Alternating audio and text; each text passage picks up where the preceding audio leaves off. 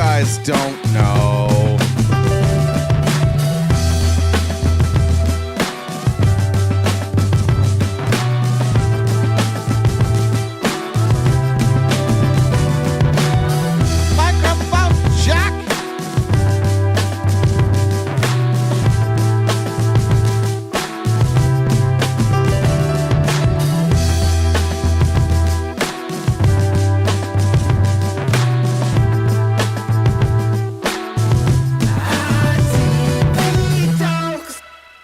You guys always act like you know, like it's some peepaw bullshit that gets these shows started late, and you don't even know. It was some peepaw bullshit. The microphone wouldn't work, and the only way I know to make the microphone work is to stop Streamlabs and reload it. So that's what happened this morning. I was yelling microphone check, and the microphone was not checking. So this hat's blue. It's not gray. I don't even know why we do this guessing game anymore. I swear to God, it looks blue on my end. I don't know why it always looks different on your end. This hat is blue. What happened to HVAC? I don't know. What did happen to HVAC? Did he go live again? Stop. You gotta. Talking about HVAC is the same. I say this all the time. Talking about HVAC is the same thing as talking about Love Island, which is fucking great, by the way. I love Love Island. It's terrific. But I don't believe that any of those people are authentic. And the HVAC character is the HVAC character. If he makes you mad, change the channel.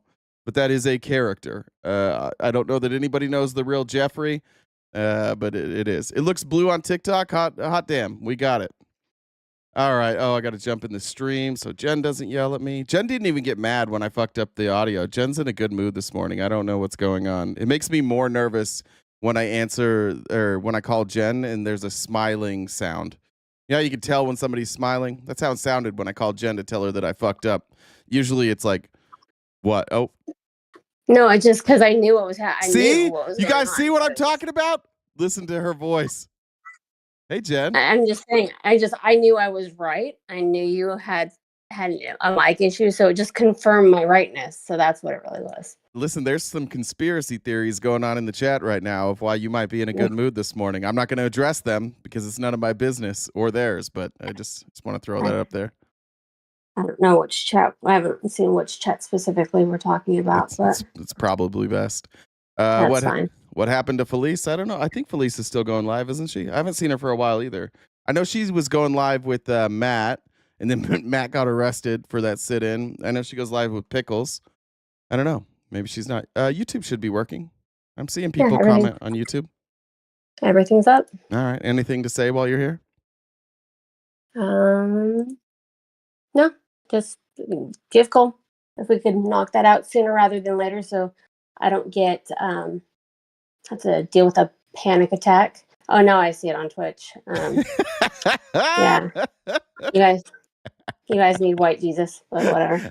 Yeah,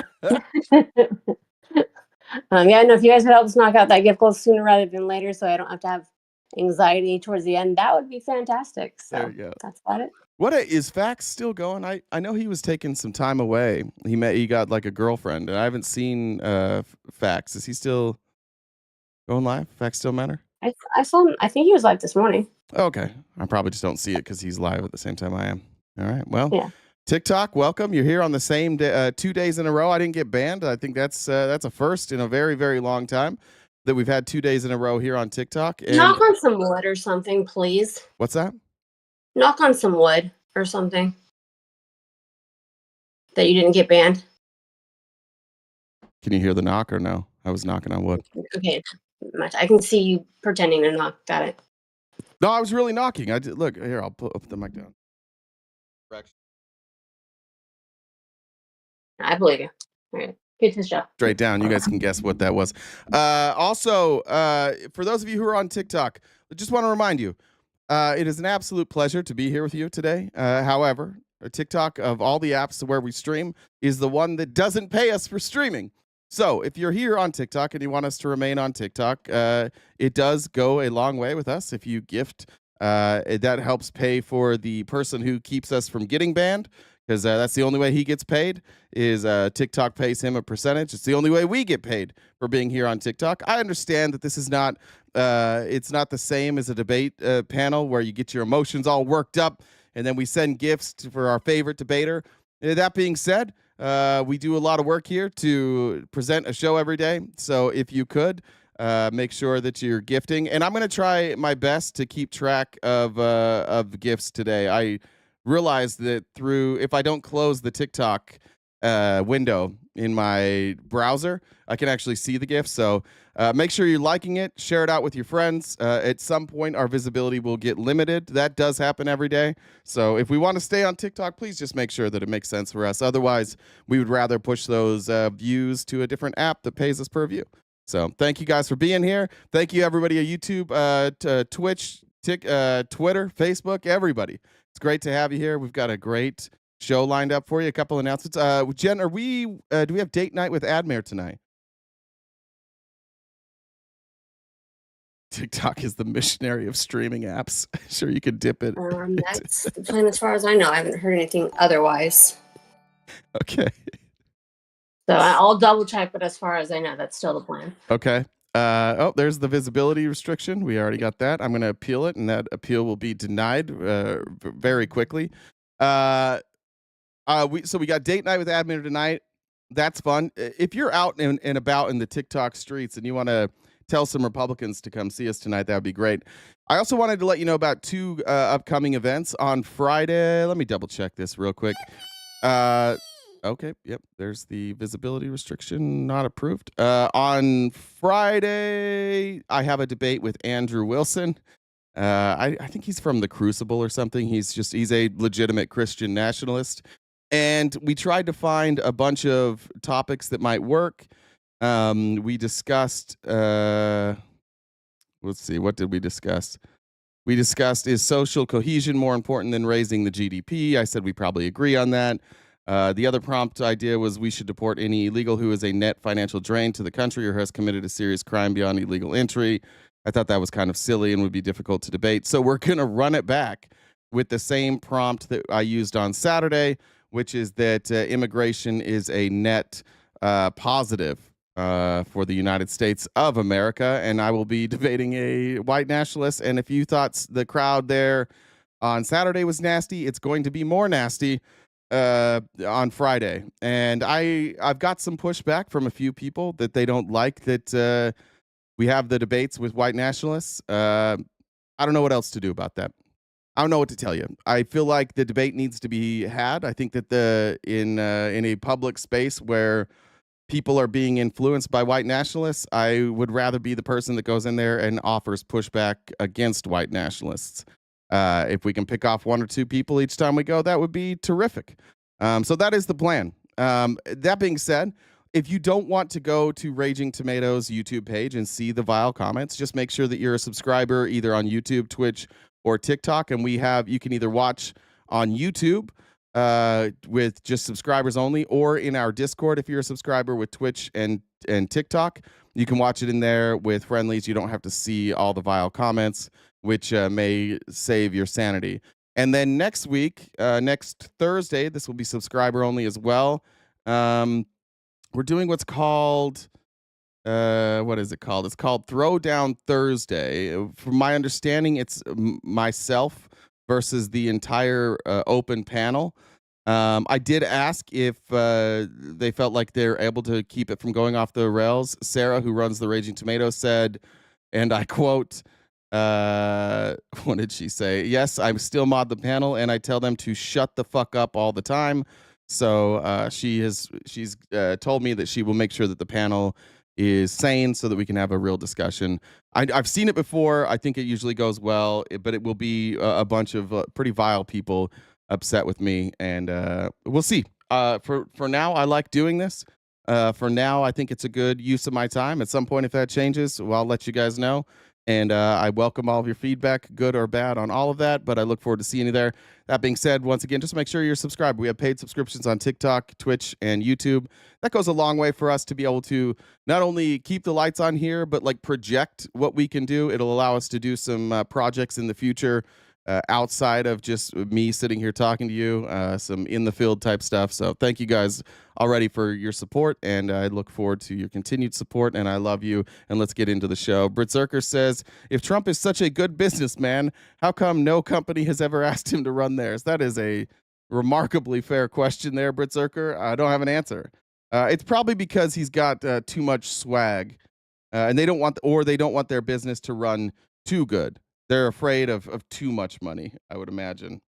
Even his dad didn't want him to run the company. He kind of had to do a hostile takeover of his dad's company. He had to trick his siblings into signing over money to him, and he tricked his dad into power of attorney. So I'm not an ex-witness. People ask me this all the time on Jehovah's Witness. I'm an ex-Mormon. Yes, my Cash App is Jehovah's Witness. That was actually just like a high school nickname thing. My name is Jay.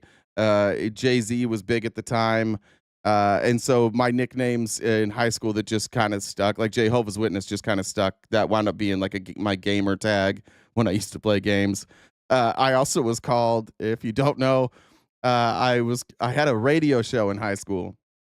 And it was called Family Night with the Big Jizz, because that's when we used to say jizzle, and we all thought we were cool.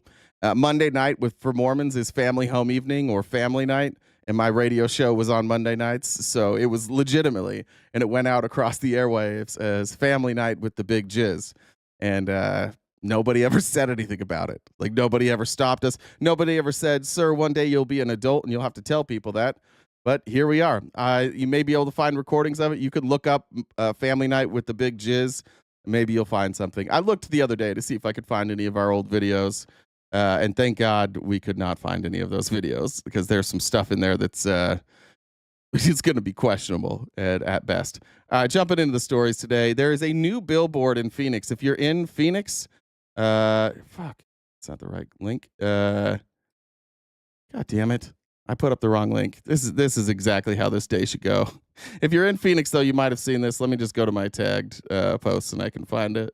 Here it is. So it's a new ad for Swamp King. It's a new Trump billboard. This is in like the west side of Phoenix. This is the Swamp King, Donald Trump. We got a Trump phone there. We got a Cybertruck that's underwater. This appears to be I'm guessing this is a SpaceX launch here. And then, of course, Palm Beach there. We got a tank in the hand, alligator wearing a 45-47 hat.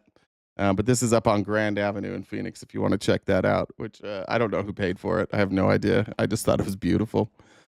In a stunning moment, our friend and colleague and hopefully one day friend of the show, Jessica Tarloff, decided to bring receipts about the flooding that we're seeing in Texas. And one thing that this is a fair thing. When there were fires in California, a lot of us said, "Hey, you shouldn't blame those fires on Gavin Newsom or Joe Biden," and that was fair. And I do think that we over politicize natural disasters like this. However, if we're going to add a caveat here, there was what didn't happen in California is that they cut a bunch of funding to people whose job it is to warn you of those fires and help people evacuate when those fires are coming. And that did happen in Texas. In Texas, people were fired or were given early retirement, and those positions were left unfilled. I do think that there is room for more criticism here than there was in Texas. I think there's room for more criticism here than there was in North Carolina. However, I will agree that we do get overly petty. I don't think Donald Trump had a fucking clue what was being cut. I don't think he ever really knows what is being cut. I don't think he's intelligent enough to keep all those things in his head. But he did hire shitty people, and they did do cuts to the national weather forecast, which we're learning now. If you go back through Project 2025, it appears that the reason that they were cutting all of this money to the National Weather Service is because they don't believe in climate change, and they feel like these fucking climate scientists, with all their knowledge and their work experience and life experience, keep trotting out this old tired narrative that the climate is changing and that human beings have an effect on that. God forbid they use their science and their data to say that, and it makes the Christian nationalists who wrote Project 2025 very upset, because they know, like all of you should know, that there is no such thing as climate change. There is only Jesus, and apparently he didn't appreciate these people in Texas, so he flooded them, I guess. This is one of the more devastating stories that I think we've had to cover as a mother of two daughters that are going to go to camp at some point. I cannot even imagine what that feels like. I've been reading the testimonials, especially about the Casey, I didn't see that. Will you send it to me? I haven't seen that she said that, but if she's saying that without receipts, that's pretty fucked up. fathers and grandfathers that are walking around that camp looking for a thermos with their kid's name on it or some sign that they were there. Maybe they find a body of another camper, maybe they find their own child or grandchild. Unimaginable. I'm so sorry for them, and I'm sorry for any hurt that any comments about this tragedy has caused these families. I don't think that talking about preparedness or what might have helped qualifies as impugning the memory of those that have been lost or detracting from the thoughtful conversation that needs to take place, because this river has been flooding for a very long time. There are a number of instances in this. And we were here around the table when Hurricane Helene struck, and I did not hear Jesse Waters, who I'm thrilled is back around the table, saying that Donald Trump should stop spreading lies about the Biden administration and the FEMA funds. Trump came out and he said, they're giving your FEMA dollars to illegals. They're housing them with your FEMA dollars. Then he said, you're only going to get $750 from FEMA, which was a complete lie. And there are Republican officials who have testified to the fact that people did not get their FEMA assistance because of what Trump and other Republicans were saying. You also don't need to trust or go to Democrats to politicize it. You can look at this GOP state rep, Wes Verdell, who said that he would have voted differently on a bill that was before the House last year. I think it was House Bill number 13, that was going to add more money for disaster response and better alert systems, radio towers, et cetera. There are over $54 billion. The thing that I think is maybe most frustrating about politics is like that Texas rep that they're talking about, like they're going to be eviscerated for that.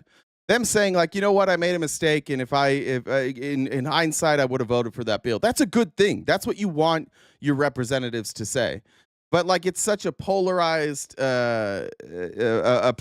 like country. It's a polarized political climate that we live in, that you're not really allowed to say that. And I think that sucks. I think like it actually at this point takes courage to just say, you know what? I'm simply just somebody who's in Congress. I don't know everything. I don't have foresight on everything. I probably should have on this issue. I probably should have voted for this, and I'll learn from that in the future. That's what's wrong with that. But that person's going to get no love. And I think Tarloff's making a good point here, is that people politicize this. News reporters or opinion journalists or streamers. Like, we share our opinion on this stuff, and we might add too much blame to people from time to time. But Donald Trump is the president of the United States, and he should not be lying to people all the fucking time. And when he was running for president, he shouldn't have been lying about what was going on with the FEMA funding. And I think that's the part of this that is the most discouraging, is that I don't believe that Donald Trump cares about a single human being on earth outside of himself. I don't think that there's anybody he wouldn't throw under the bus. When we saw him in legal trouble with his finances and the fake financial documents, and then of course the hush money, he was more than willing when he was testifying during his discovery. He was more than willing to throw Don Jr., Ivanka, and Eric under the bus and blame them for things. He was more than happy to see his CFO go to prison. He was more than happy to see his attorney go to prison. He's been more than happy to watch attorney after attorney after attorney lose their law licenses. This is not a man who cares about anybody else. And so he doesn't give a fuck about these people, which is fine if like we don't expect that. But it would be really fucking nice if he didn't turn everything into a shit show and lie about everything always. Did you cut funding? Yes. Did it lead? Are there experts that are saying that that led to a slow response here? Yes. Don't lie and say you didn't cut the funding. And don't lie and say that that this is all political, because most of these people, scientists that are saying, yeah, I think this led to a less accurate response. Those people are just doing their jobs. I hate that we have to smear everybody who actually does their job for one guy who doesn't know any of this shit. Like, none of you think Donald Trump knows a goddamn thing about the environment or the weather. You know he doesn't. You've heard him speak. You heard him say that wells were washing up on the shores of New Jersey because there was a wind turbine, and that the sound made them so crazy that they just had to get out of the ocean, and they washed up on a New Jersey shore and they were dying. You've heard him talk. You've heard him talk about science. He has no fucking clue. So I don't know why this man has to go out and try and take the opposite position of actual experts all the time, but he does, and we are where we are. Is he responsible for the 91 that are dead here? No. Are there mistakes that led to more people dying than should have? Yes. Are the people on the ground probably more responsible than he is? Absolutely. In fact, if I know that there's a camp where there are regular flash floods, or there have been regular flash floods, you know what I'm not doing? Sending my daughter there during this time of year. I don't know if it's the same in Texas, but here in Arizona, like, we're starting monsoon season. We get these storms rolling in quite often, and they roll in quickly and they dump a bunch of water, and we have flash floods here too. But you know what I don't do? I don't go camp at the Salt River. I don't go to dried up creek beds or low moving creeks and camp right next to them in the middle of the night. So there's a lot of blame to go around. But Donald Trump is only just dumping fuel on the fire over and over and over again. And you can say that journalists are doing that. We can say that content creators are doing that. You could say streamers like myself are doing that. But what am I going to have? 60 to 70,000 views on this video? That's nothing. The president needs to be above that. The president needs to address these situations in a way that gives the families some sort of comfort knowing that it won't happen again, and get the people on the ground to not be so divided. But Donald Trump only knows one thing. He only knows division. Dollars in identified needs in terms of disaster resistance when it comes to these kinds of flash floods that state officials are asking for, and the GOP legislature has rejected them. That is something that they can work on to move forward and hopefully avoid a tragedy like this again. And well, Kellyanne, now, because this is happening, and because a lot of people on the right, in right-wing media, specifically at Fox News, don't want to talk about this, they're going to talk about more important things. And what they're talking about now, and here's Kellyanne Conway talking about Superman, because of course we're talking about Superman. James Gunn, who I think he's is he the director for Superman, or I don't know if he's the writer. I don't know what James Gunn's role is. Does anybody know? He's the director. Okay. He had the audacity publicly to say that Superman, Clark Kent, who was born on Krypton, I believe. Was he born on Krypton? He's from a different planet. James Gunn had the audacity, director and writer, to say that this person from another world was an immigrant, which is just true. That's just a true thing. This person is an immigrant. If you come here from, I mean, I don't know, like, we don't like using the word illegal alien, but like, from another planet, we're comfortable calling those people aliens. Like, this is, by definition, somebody who is an immigrant, who, if you want to fit the definition of illegal alien, is there. And also, I didn't see any papers. And so they're very upset that James Gunn said this story is about an immigrant coming here and then saving the people. And so Kellyanne Conway is going to tell us why she's so upset about that. And I went to the Yankees at Mets game yesterday at Citi Field. Go Yanks. And you should see the people sitting for the national anthem for God Bless America. It's really just, I can't believe that. First of all, you don't have to stand for God Bless America. I think that's why she said that, by the way. I go to I used to go to a lot of games. I've been to games. I used to have season tickets to the Suns. Everybody stood for the national anthem, except for there was one guy next to me that didn't. and nobody gave him any shit. Nobody gave a fuck. Because, like, I don't care if you stand or sit. Like, most people were just like, okay, cool, you sit, we'll stand, that's fine. It's no big deal. But I think that's why she added God Bless America. Because you don't have to stand for God Bless America. There's no, like, rules for that. It's not showing a sign of respect. Like, you can stand, you can sit, you can lay down, you can stand on your hands. You can do whatever you want during God Bless America. But she's very upset about that. We've come down to that, and I don't know. We don't go to the movie theater to be lectured to and to have somebody throw their ideology onto us. I wonder if it'll be successful. No, that's exactly why you go to a movie theater. That's 100% why you go to a movie theater. Somebody else writes a script, and then they direct it, and then they show it to you. And these are all their thoughts. These are their ideas, their ideologies, their feelings. Perhaps just their stories that they're telling. That's literally why all of us go to movies. That's the whole reason you go. Every movie is ideological. Every movie has the thoughts and the biases of whoever made the movie, whoever directed the movie, whoever wrote the movie. That's what movies are. They're art. They're not real. What do you want to do when you go to the movies? By the way, if this director came out and said, you know what, I actually am basing Superman on Trump, they would have a live eat the biscuit competition on Fox News, and Jesse Waters would win. Yeah, did she not see Oppenheimer? Probably not. Probably not. What about 2,000 Mules? Was that ideologically driven? Did they get upset about that? What about Schindler's List? Was that ideologically driven? What about Captain America? Was that ideologically driven?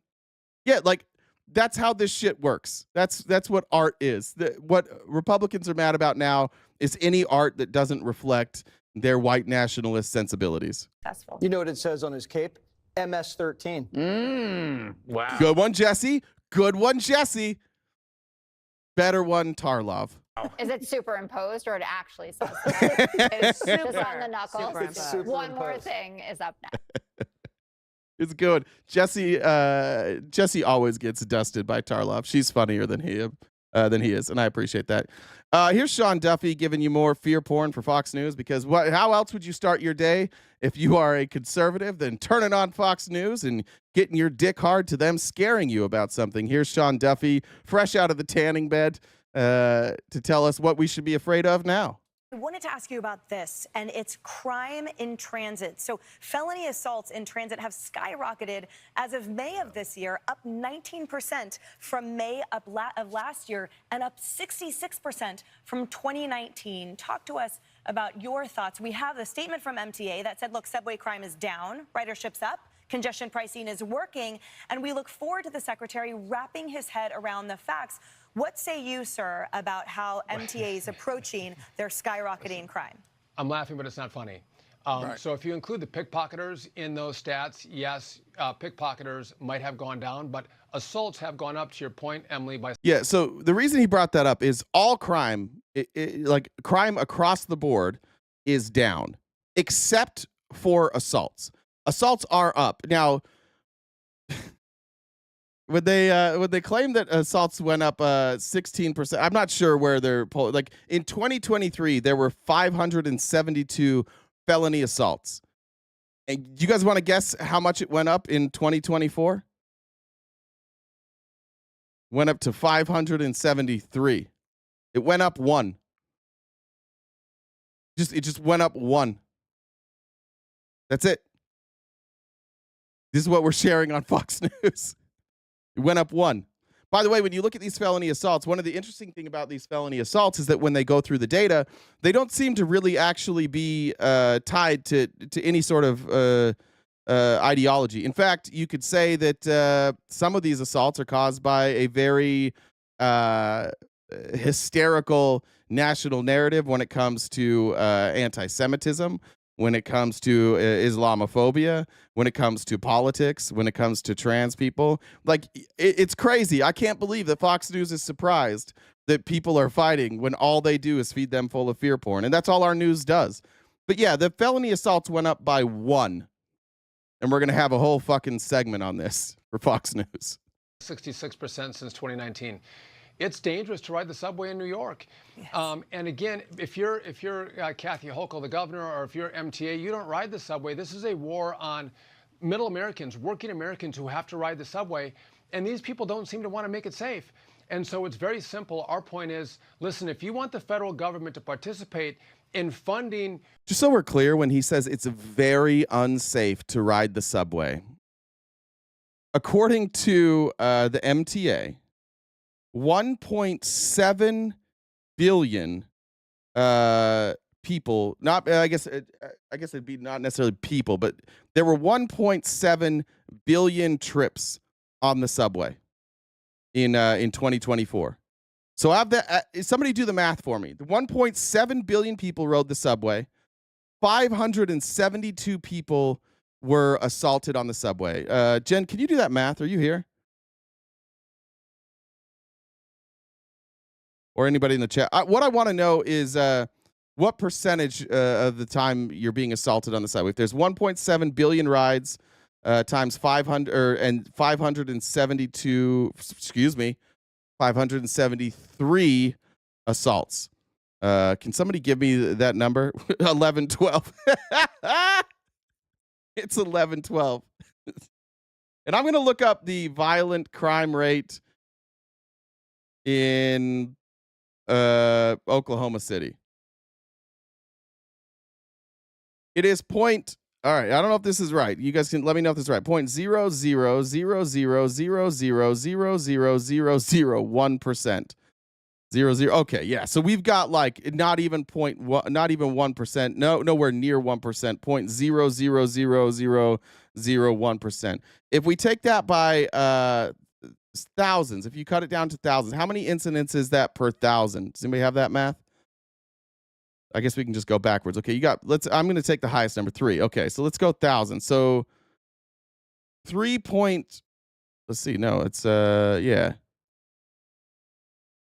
3 per 1,000. That's about a third of the violent crime rate of Oklahoma City. So we're actually talking about a subway system that just statistically is safer than Oklahoma City. It is not super dangerous to ride the subway. Just statistically speaking, it's not. Now, Republicans in the chat, they're getting hysterical because what Republicans now are going to do with their argument is they're going to go, oh, so now you're justifying violence? No, I'm not justifying violence. I'm wondering why they're focusing on a city and a system that is one of the least violent places per capita that in this country.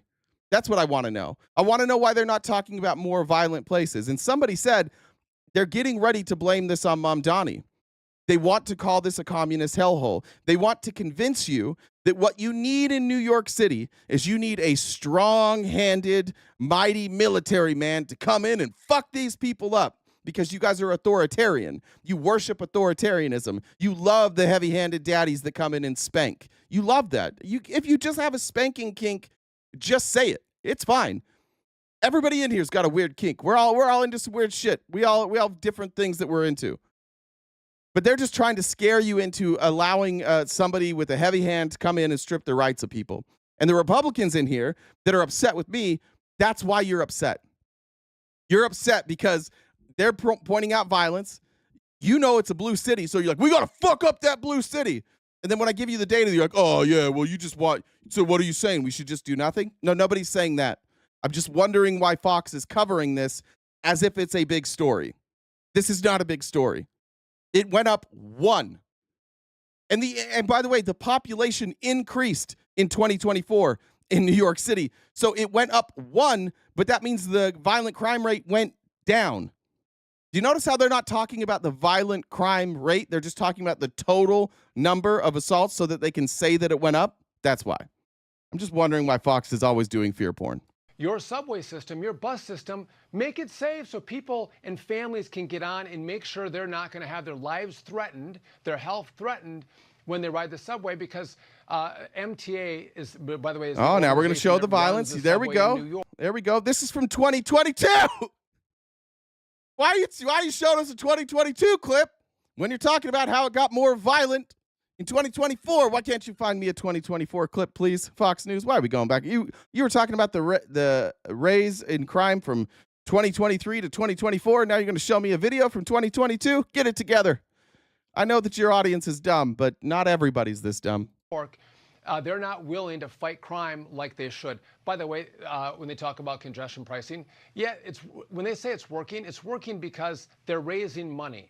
That's why they say it's working. Right. But congestion is horrible still in the city. That's because they're taking roads for buses and for cars, and they're making them bike lanes. So when you take away lanes, you get more congestion. And then they complain about congestion. It's just stupid liberals with stupid policies that impact the lives of New Yorkers. And again, if And so we got to get rid of public transit and just turn it into fucking gridlock. That's what we want to do. The New Yorkers are thrilled about public transportation. I don't know if you've been to New York. The last time I went to New York and I tried to drive in a cab, honestly, I was fairly intoxicated. And I was with a group of friends, and we had just eaten dinner, and we were going to go to this place that was like a mile and a half away to do karaoke. I'm like, I am not walking. And this is at like 8 o'clock at night. So I flagged down a cab. They got there like 20 minutes before I did. It's horrendous. It sucks to drive in New York. So I don't even know what Sean Duffy's trying to do here. I don't know why he's just trying to get more cars in New York City.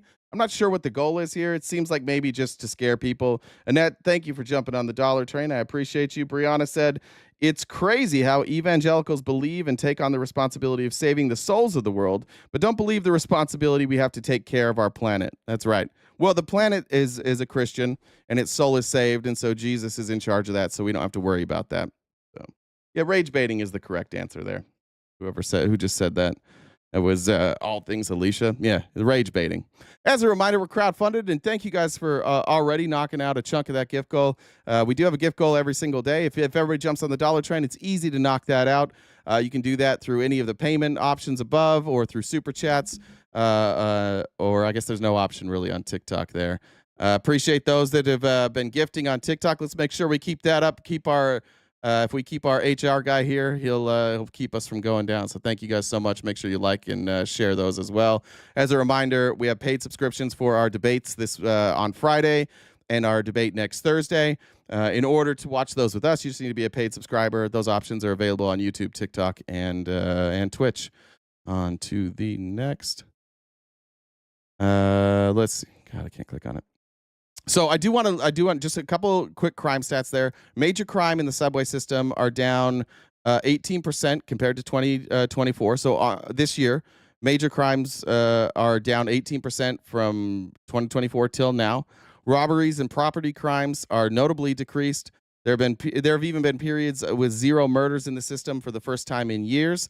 The majority of the increase is just in assaults, not robberies or murders, and many assaults are unpredictable, not motivated by theft, and often involve individuals with histories of homelessness or mental health issues. Trump yesterday had a very busy day, but one of the things he did was hang out in the Oval Office and not do a goddamn thing about what's going on in Texas. Instead, he is now saying, I don't really like all this pushback. This is what I think this is. I think that Trump doesn't like having to take blame for things or having to answer things. So he's going to try and defederalize FEMA and make FEMA a state issue. Here's the problem with making FEMA run by the states. I live in Arizona. We have almost no natural disasters. I grew up in Utah, where we have almost no natural disasters. If you live in Idaho, you may not have very many natural disasters. Montana. The parts of the Midwest where you don't get a ton of tornadoes. There are a lot of places in this country that have almost no disasters. And so the reason that FEMA is federal is because we collectively have said, hey, Florida, hey, North Carolina, hey, South Carolina, hey, Texas, hey, Louisiana. We understand that there's these big fucking storms that come up and decimate your state. So together as a country, we're going to collectively pool our money so that when bad things happen to you, we can all work together. Well, Trump now is saying, let's try a different way. Wean off of FEMA, and we want to bring it down to the state level. A little bit like education, we're moving it back to the states. So the governors can handle it. That's why they're governors now. If they can't handle it, they shouldn't be. And Jeff says, instead of begging for money on YouTube, do what your parents did. Get a job, sir. Okay, Jeff. My parents were streamers. That's all they did. They were the very first streamers. They live streamed Mormon doctrine. So I'm just following in my parents' footsteps. Sorry, bud. I love my parents so much I want to be like them. Governor, but these governors can handle it, and they'll work in conjunction with other governors. They'll give each other a hand. But the FEMA thing has not been a very successful experiment. Very, very expensive, and it doesn't get the job done. You saw what happened in North Carolina under the past administration. And when Yeah, we did see that in North Carolina, and what they said is that FEMA was great. That's what the governor said. In fact, the only person who said that it didn't work was this guy. Everybody else is real happy with FEMA. we got in, we did a great job for North Carolina, brought it back, but it was a disaster, FEMA. And it has not worked out well. It's extremely expensive. And again, when you have a tornado or a hurricane or you have a problem of any kind in a state, that's what you have governors for. They're supposed to fix those problems. And it's much more local, and they'll develop a system, and I think it'll be a great system. Let me just tell you what happens if this goes into play. Florida, we got Republicans here from Florida, from Texas, from Louisiana, from North Carolina, from South Carolina. You know what happens? Your taxes go up. Right now, when you guys have shit happen, we all help you pay for it. Florida doesn't have any state income tax. How's Florida going to pay for this? How's South Carolina going to pay for this? How's Texas going to pay for this? How's Louisiana? Louisiana's already got problems when it comes to funding. How are you guys going to pay for this without taxes? We have to cut all this funding. Why? Because we need to give more tax breaks to billionaires. We need to give more tax breaks to Donald Trump's friends. So we got to figure out ways to cut from the federal government. We're going to do it by forcing that to go on states. You want to watch a mass exodus happen in your state, Florida? Watch what happens when you don't get FEMA money. Watch what happens when you have to pay for this all yourself. Your taxes are going to go up. You looking forward to that, Republicans? Tariffs. Hey, bitch. Tariffs get paid to Customs and Border Patrol, which is federal. So you don't get any of that money. Try again. Try again. States don't collect tariffs. Are you going to start tariffing other states? Come on, let's suss this out, Republicans. Let's do it. Let's do it, Republicans. Yeah, somebody legit said tariffs. How are you going to pay for this shit, Republicans? We're here. Instead of getting mad at me today, I'm going to give you guys an opportunity to tell me how we fix this shit. How Florida doesn't get FEMA funds anymore. How do they pay for it? Ooh. Do I think people are moving to Dem states?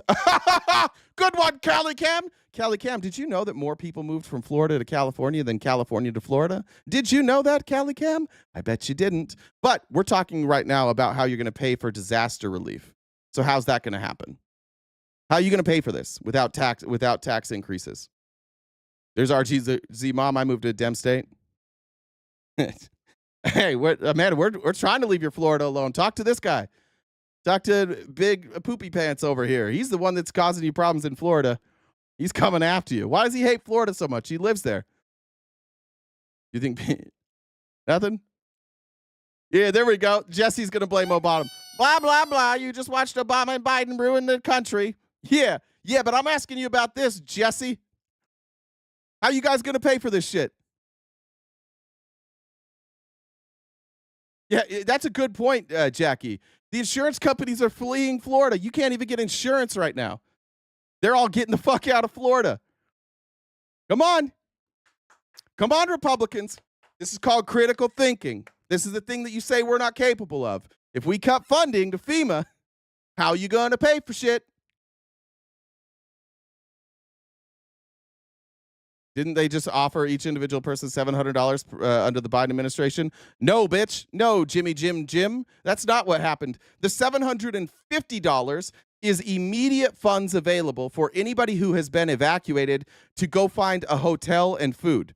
That's the money that's immediately available. And it is prepared so that you don't have to go through a whole process. If you get displaced, FEMA gives you $750. Well, now let's say that you live in Florida, Jim, and then you have a hurricane rip through Florida, and you got to go pay for a hotel. And let's just say, Jim, I know that all the Republicans here are multimillionaires who have so much money that they don't care about anybody else. But just try for a second to pretend that you don't have millions of dollars while you're sitting here on this YouTube channel today. Let's just pretend that you're not a multi-millionaire who just loves to shit talk this lib. And welcome, it's good to have you here. Let's pretend for a second. Now let's pretend that you don't have any money and a hurricane comes through and you got to get the fuck out. And you don't have any money to go to stay at a hotel and you've got shitty credit too, so you don't even have a credit card. Wouldn't it be nice to get that $750? And let's say that Florida decides we're going to do that too. We're going to give you guys $750 when a hurricane displaces you from your house. Where are you going to get that money? Taxes, right? And guess what you don't have? You don't have California and New York and Texas and Chicago. You don't have all these big metropolitan areas helping foot the bill for you because we just want you to. We just want you guys to be safe. We just want you guys to be able to get out of your house, and we want you to get the help that you need. You're not going to have them footing the bill. You got to foot the bill, Florida. And you, by the way, you also have to have a balanced budget in Florida. So you can't even go into debt about this. So they'll go into debt, and then how do they pay that back? They're going to have to raise your taxes. So congratulations, Republicans. You have a president who has cut taxes for billionaires, kept your taxes the same. You didn't get any tax cut. Now he's saying that we're going to increase tariffs all over the world, which you pay. That makes all of your goods go up. And by the way, if a hurricane comes through, we're not going to give you as much warning as we used to. We're not going to study it as much because Jesus said climate change isn't real. And you got to pay for that shit yourself. You're not going to get any help. Congratulations. Congratulations on this vote. This is working out very well for your states. I'm very happy for all of you. That's fucking terrific. Ted Cruz wants us to stop with the partisan politics.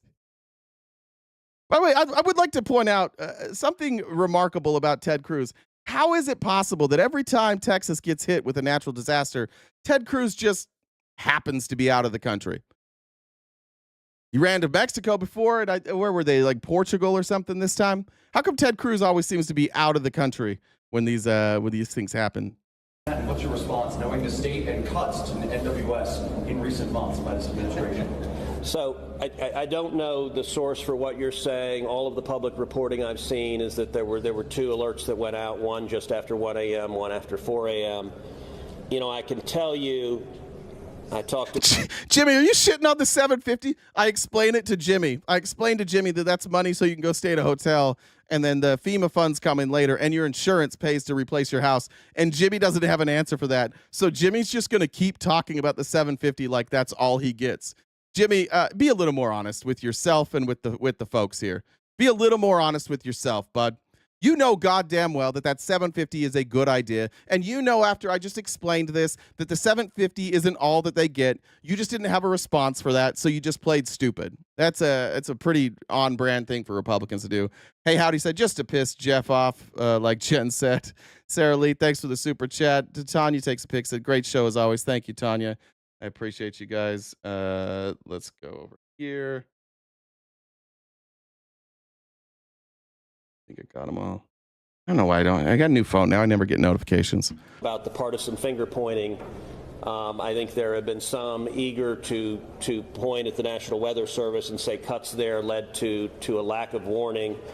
I think that's... Yeah, they did. They said that. The people that are working in weather, the meteorologists who warned us months ago, said this is a problem.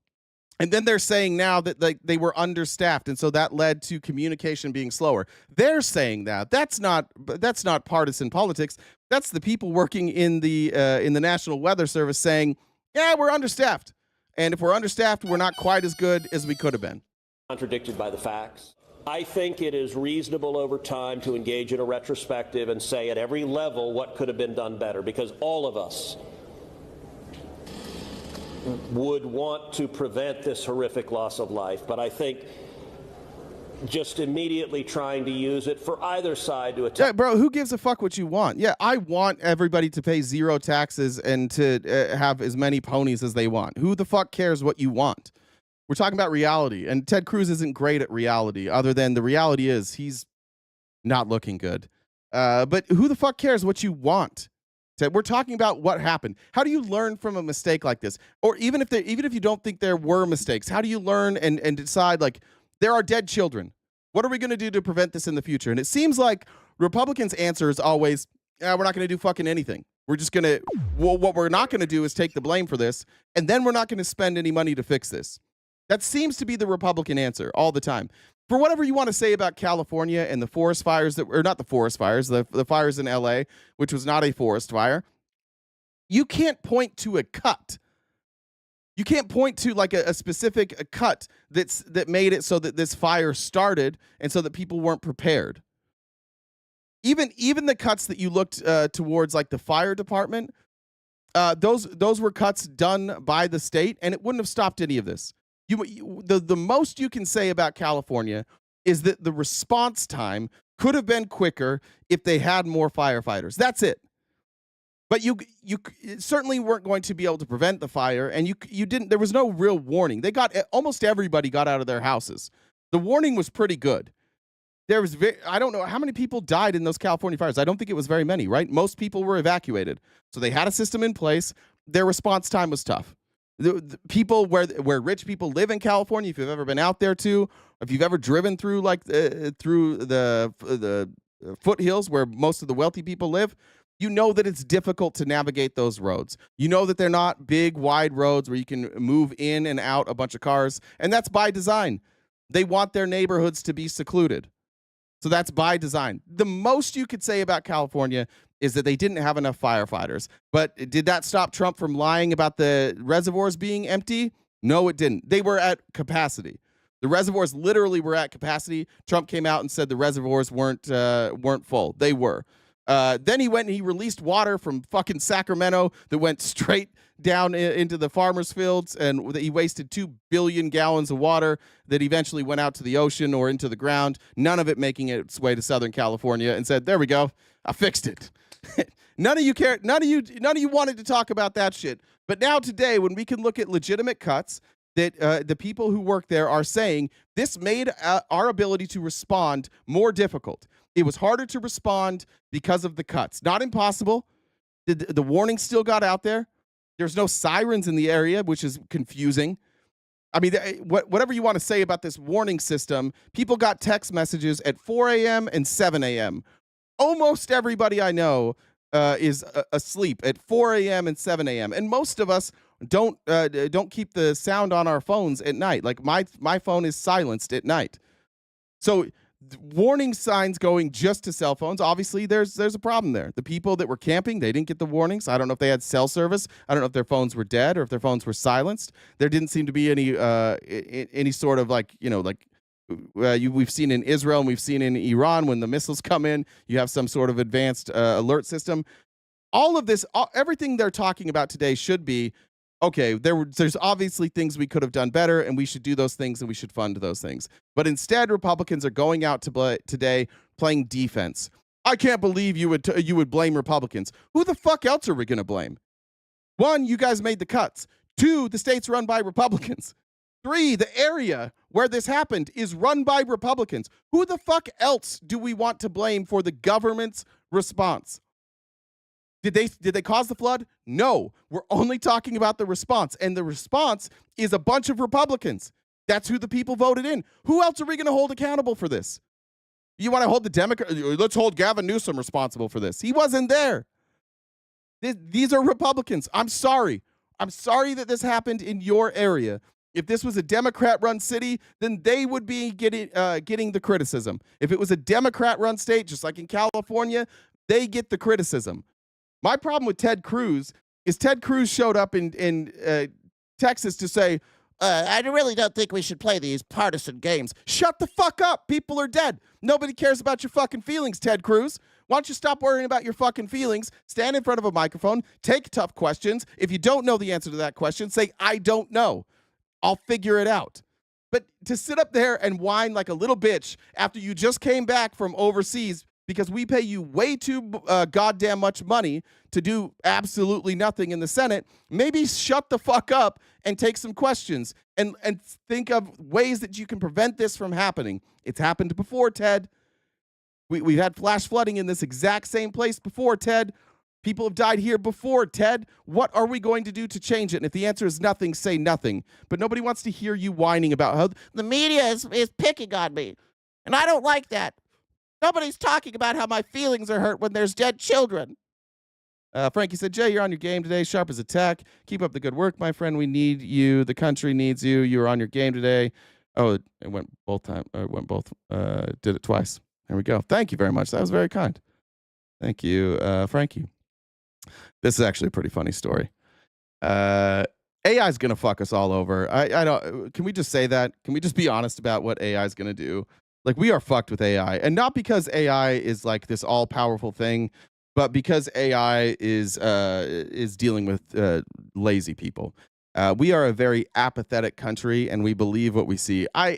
You guys may see this. I don't know how much time you guys spend on Twitter, but there's these obvious videos now that are fake of like police encounters where the police are being insane and and you can clearly tell that like there's no badge number. It doesn't the recording doesn't look like normal body cam footage.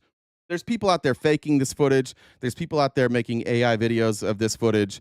We're fucked. Like, our country doesn't deserve AI. We're too stupid for AI. We've got to get a little smarter before we let AI control everything. But according to the United States government, an imposter pretending to be Secretary of State Marco Rubio contacted foreign ministers, a U.S. governor and member of Congress by sending them voice and text messages that mimic Rubio's voice and writing style using AI software, according to the State Department.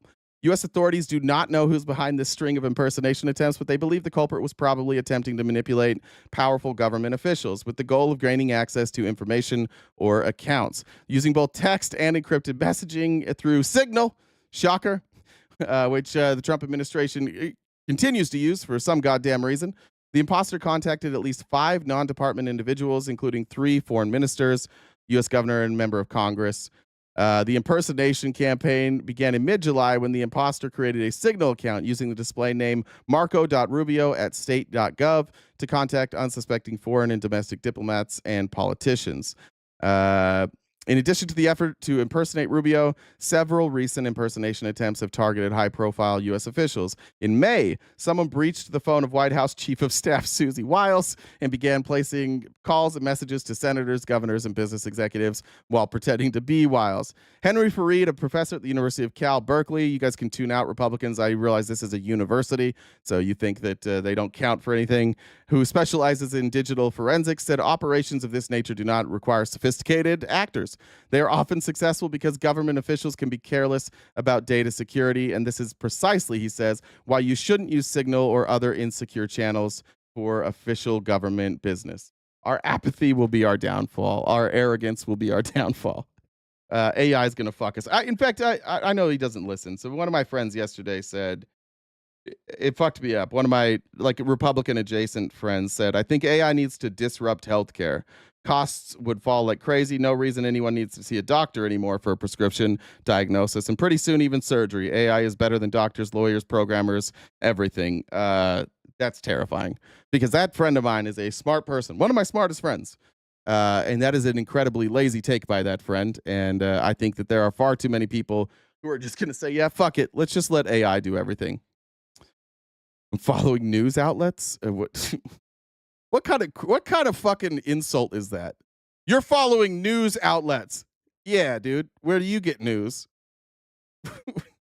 Where do you get your news from? What have I covered that was a news outlet so far? Let's see. I had Fox News. I've showed Fox News. I showed a billboard. I showed Fox News. I showed Trump on C-SPAN. I showed Ted Cruz on Fox News. Yeah, so mostly just right-wing sources so far. I do have good news for all of you, though. This is a clip that I've shown before, and I'm going to show it again, of our friend James Tallarico from Texas, who is eyeing a Senate run in Texas, I think against Ted Cruz, giving a great message. I love the 10 Commandments. I've tried to build my life on the 10 Commandments. But what does it mean to truly live out those 10 Commandments? The Apostle Paul wrote in Romans 13, the commandments, you shall not commit adultery, you shall not murder, you shall not steal, you shall not covet, and whatever other command there may be, are summed up in this one command. Love your neighbor as yourself. Love does no harm to a neighbor. Therefore, love is the fulfillment of the law. The Hindu student who sits in a classroom is our neighbor. The Buddhist student who sits in a classroom is our neighbor. The Sikh student who sits in a classroom is our neighbor. The atheist student who sits in a classroom is our neighbor. And we are called to love them as ourselves. But if this bill passes, we're going to put a poster on the wall of that classroom that says, "Thou shalt not worship any god before me." We're putting up a poster that says their religion is inferior. We're putting up a poster that says their faith is not welcome here. It's hard to be different as a kid. I bet each of you remembers a time that you felt left out, a time when you didn't fit in.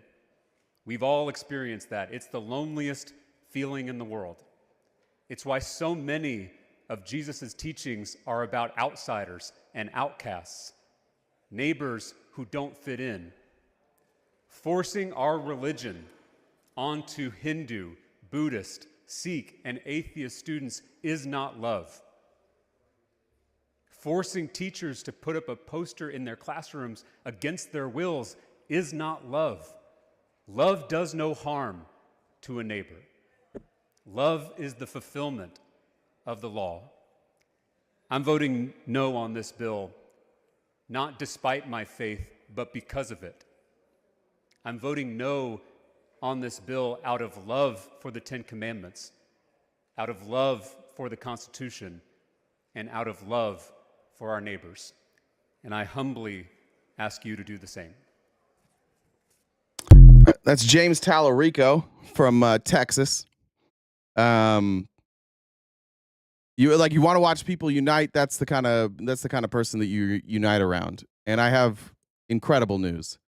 That video, I think a lot of you were impacted by that video, maybe in the same way that I was. Where as somebody who's not a Christian, who regularly deals with the worst types of Christians, like the hateful ones, it's refreshing to see a Christian take their beliefs and use it for good. And that's an inspiring message. And that message was inspiring enough that it made its way to Joe Rogan. And James Tallarico this morning is recording an episode with Joe Rogan. And that episode will be out later today. And in the past couple of months or weeks, we have seen people with a good message get to Joe Rogan. These messages land. These messages work. You saw Bernie Sanders on there, and now we're about to have a 2.5 to 3 hour conversation with James Tallarico. And James Tallarico is not somebody that is very easy to disagree with, and he's not very disagreeable. He reminds me so much of Pete Buttigieg. I admire his ability to stay calm. As somebody who's not great at staying calm, I would admire his ability to not say "shut up, bitch" to the person he doesn't like across the aisle. Or to curse, or to raise their voice, or to speak too quickly, or to not watch their words. Everything that I am bad at, James Tallarico is good at. And just a reminder that this type of shit does work. Like that type of goodness, that type of message, it does work. And I'm really anxious to watch that episode. It's the first time in a long time I'm not gonna that I'm actually gonna be excited to listen to a Rogan episode. Sully said, "Because you're cute." Sully, I love you, buddy. Shout out Boston. Michelle said, "Oh, thank you, Michelle, for joining the dollar train there." Danielle as well said, "Daily tithing." Thank you.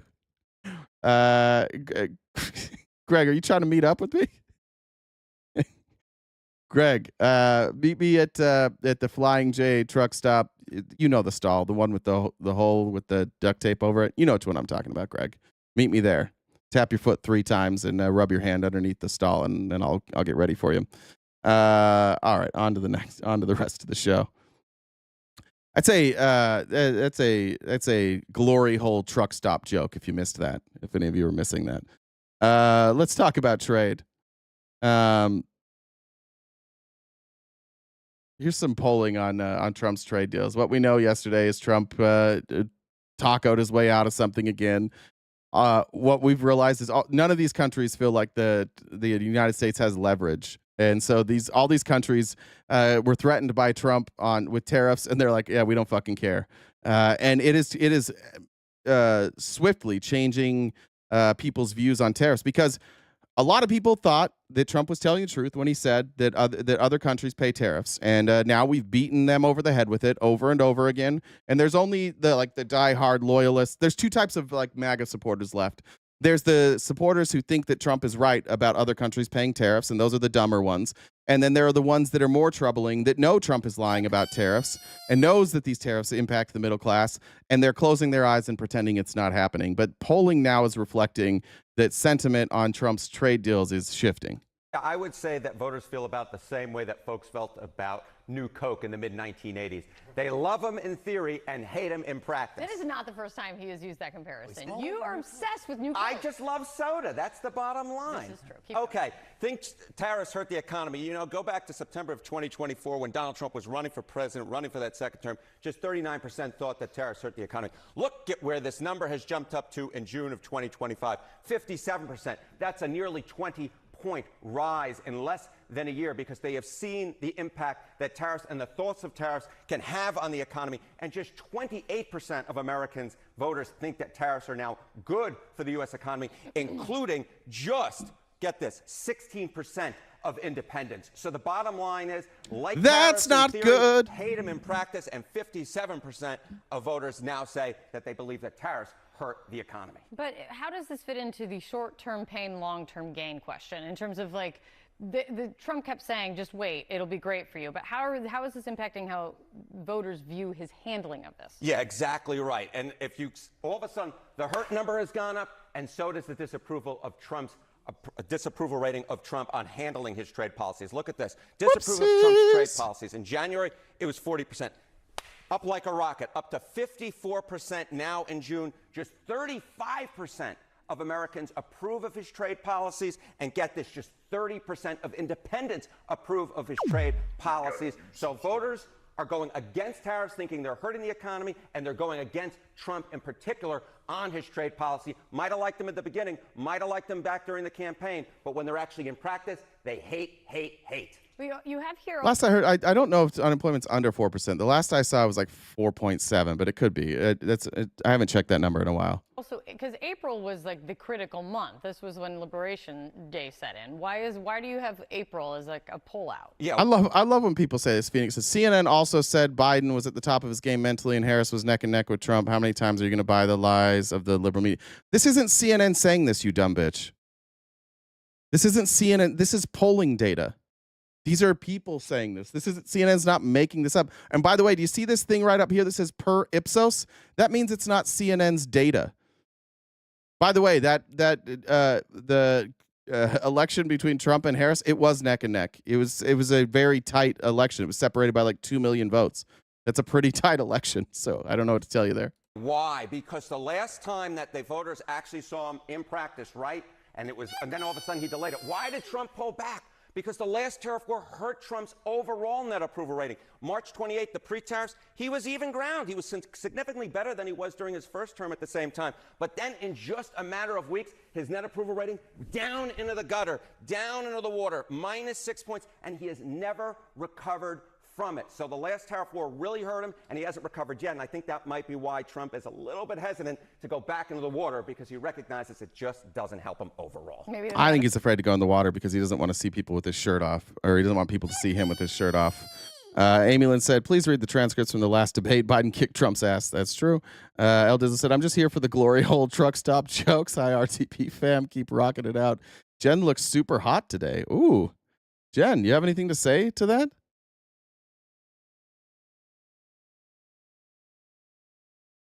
She's gonna leave. She's not gonna say anything. If anyone sees me, that's kind of creepy. That's true. I mean, I don't think anyone seen me today. All right, fair enough. Don Darrell said, Dollar Train, I haven't heard you say baby back bitch. There it is. Victor said, $5 Train, plan on jumping on Liv's panel? Yeah, I'll jump on Liv's panel. I've just been busy. Tim said, kick Andrew Wilson's ass Friday. He's a piece of shit. Okay.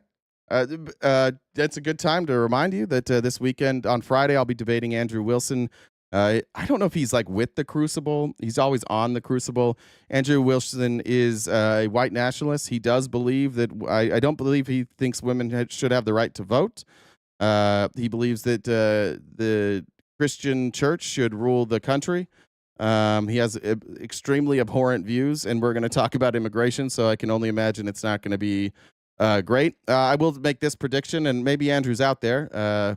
Andrew, I think, saw our debate on Saturday and challenged me right after to debate. I will make the prediction right now that Andrew is going to desperately try and drag this debate into a debate about culture and whether or not immigrant culture or Christian culture is better. And if Andrew, if you're watching, I don't give a fuck about any of that. I think culture is mostly just made up shit that you guys are trying to, you just want to force your views on people. So just like the last week, I will stick to facts and figures, and I will demand that the person debating with me talks about facts and figures. And I'm going to guess that we're going to get a lot of stories and a lot of anecdotal evidence from Andrew Wilson while his sea of incel buddies cheer him on from the rafters. What's up, Jen? He is the host of the Crucible. He is? Okay. Yeah. Have you watched his debate with Kinsey? I mean, it's painfully long. Yeah, I watched. Tried it more or less. I watched part of it. Tried to more or less hold it hostage. Yeah, I watched part of it, and then Kenzie and I actually had a relatively decent discussion just about because we were gonna debate something else, and then we didn't. So I'll reach out to Kenzie again. But yeah, I saw it. It's about right. Yeah, it was. It seemed like I don't remember the other guy's name. He said it irrelevant. It's like they were trying to more or less get her to rage quit by holding her there forever. And she held her own. She did well. Yeah. It was just so. Somebody said RTP casually open a olive jar in front of him. You want to find? I'll show that. This is where you might know Andrew Wilson from. Let's see. Get rid of that.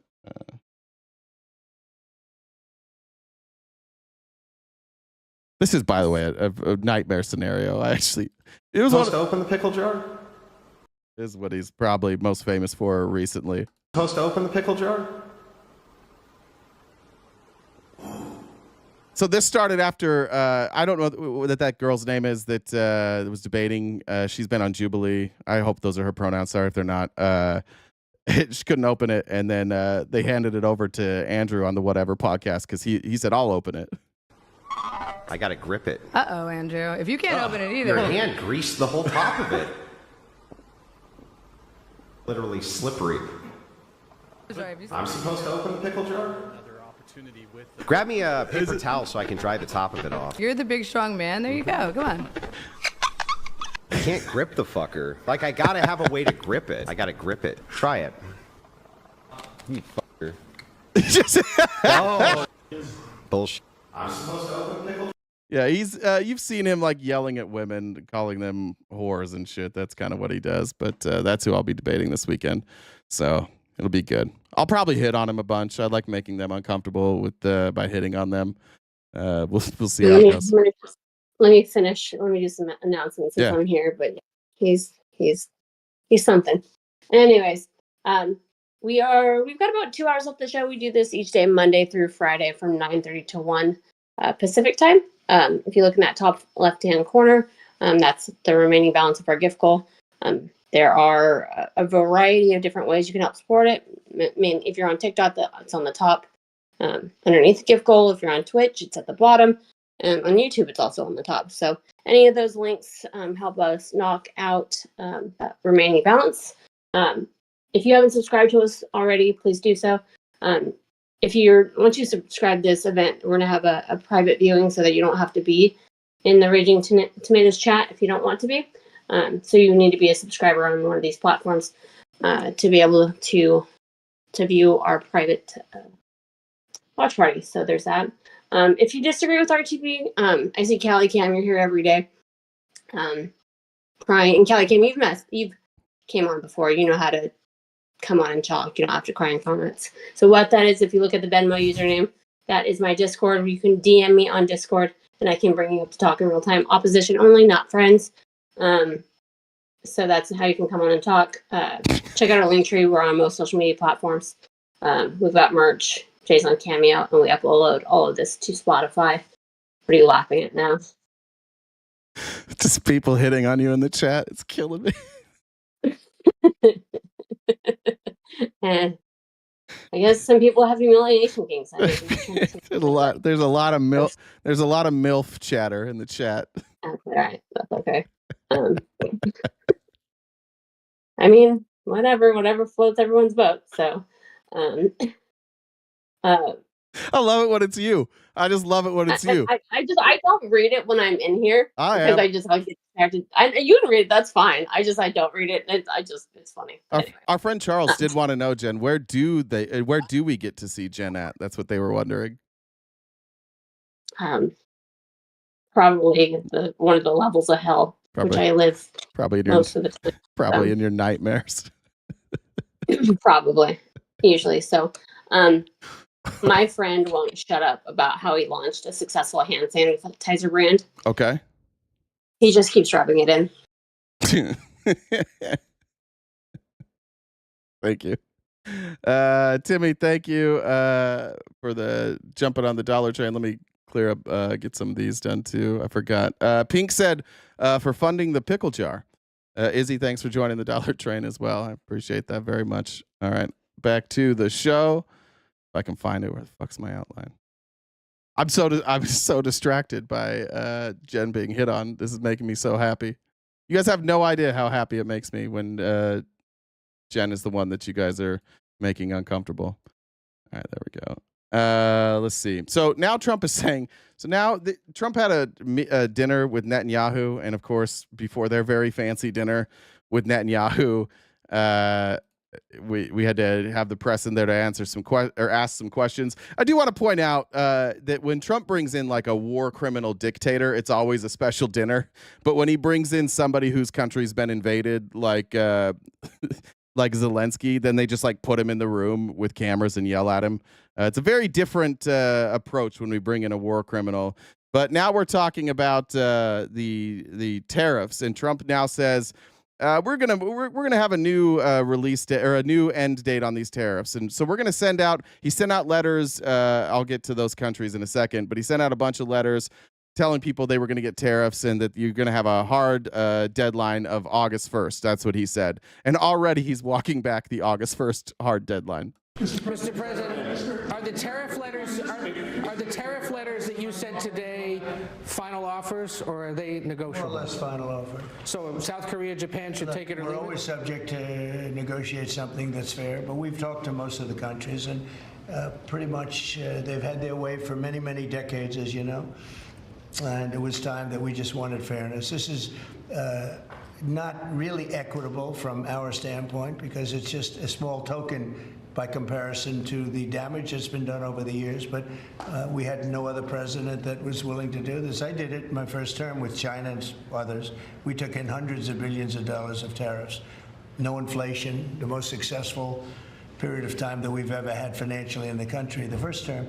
I think this term is going to be much better, even much better than that. That was the best ever, and this is going to be, I think, substantial. By no measure was his last term anywhere near the best ever. By no measure in terms of GDP, only in terms of like unemployment, which actually you could make an argument, as Joe Biden passed those numbers as well, that our unemployment numbers are a bit troublesome. Especially when in terms of like, what does that unemployment mean? Does that mean people are being paid a living wage? Does that mean people are making no money? I can't think of a single measure by which Donald Trump is had one of the greatest economies ever. It's just not true. Potentially better, and we're on the way to doing that. We've already taken in over $100 billion worth of tariffs, and we haven't even started.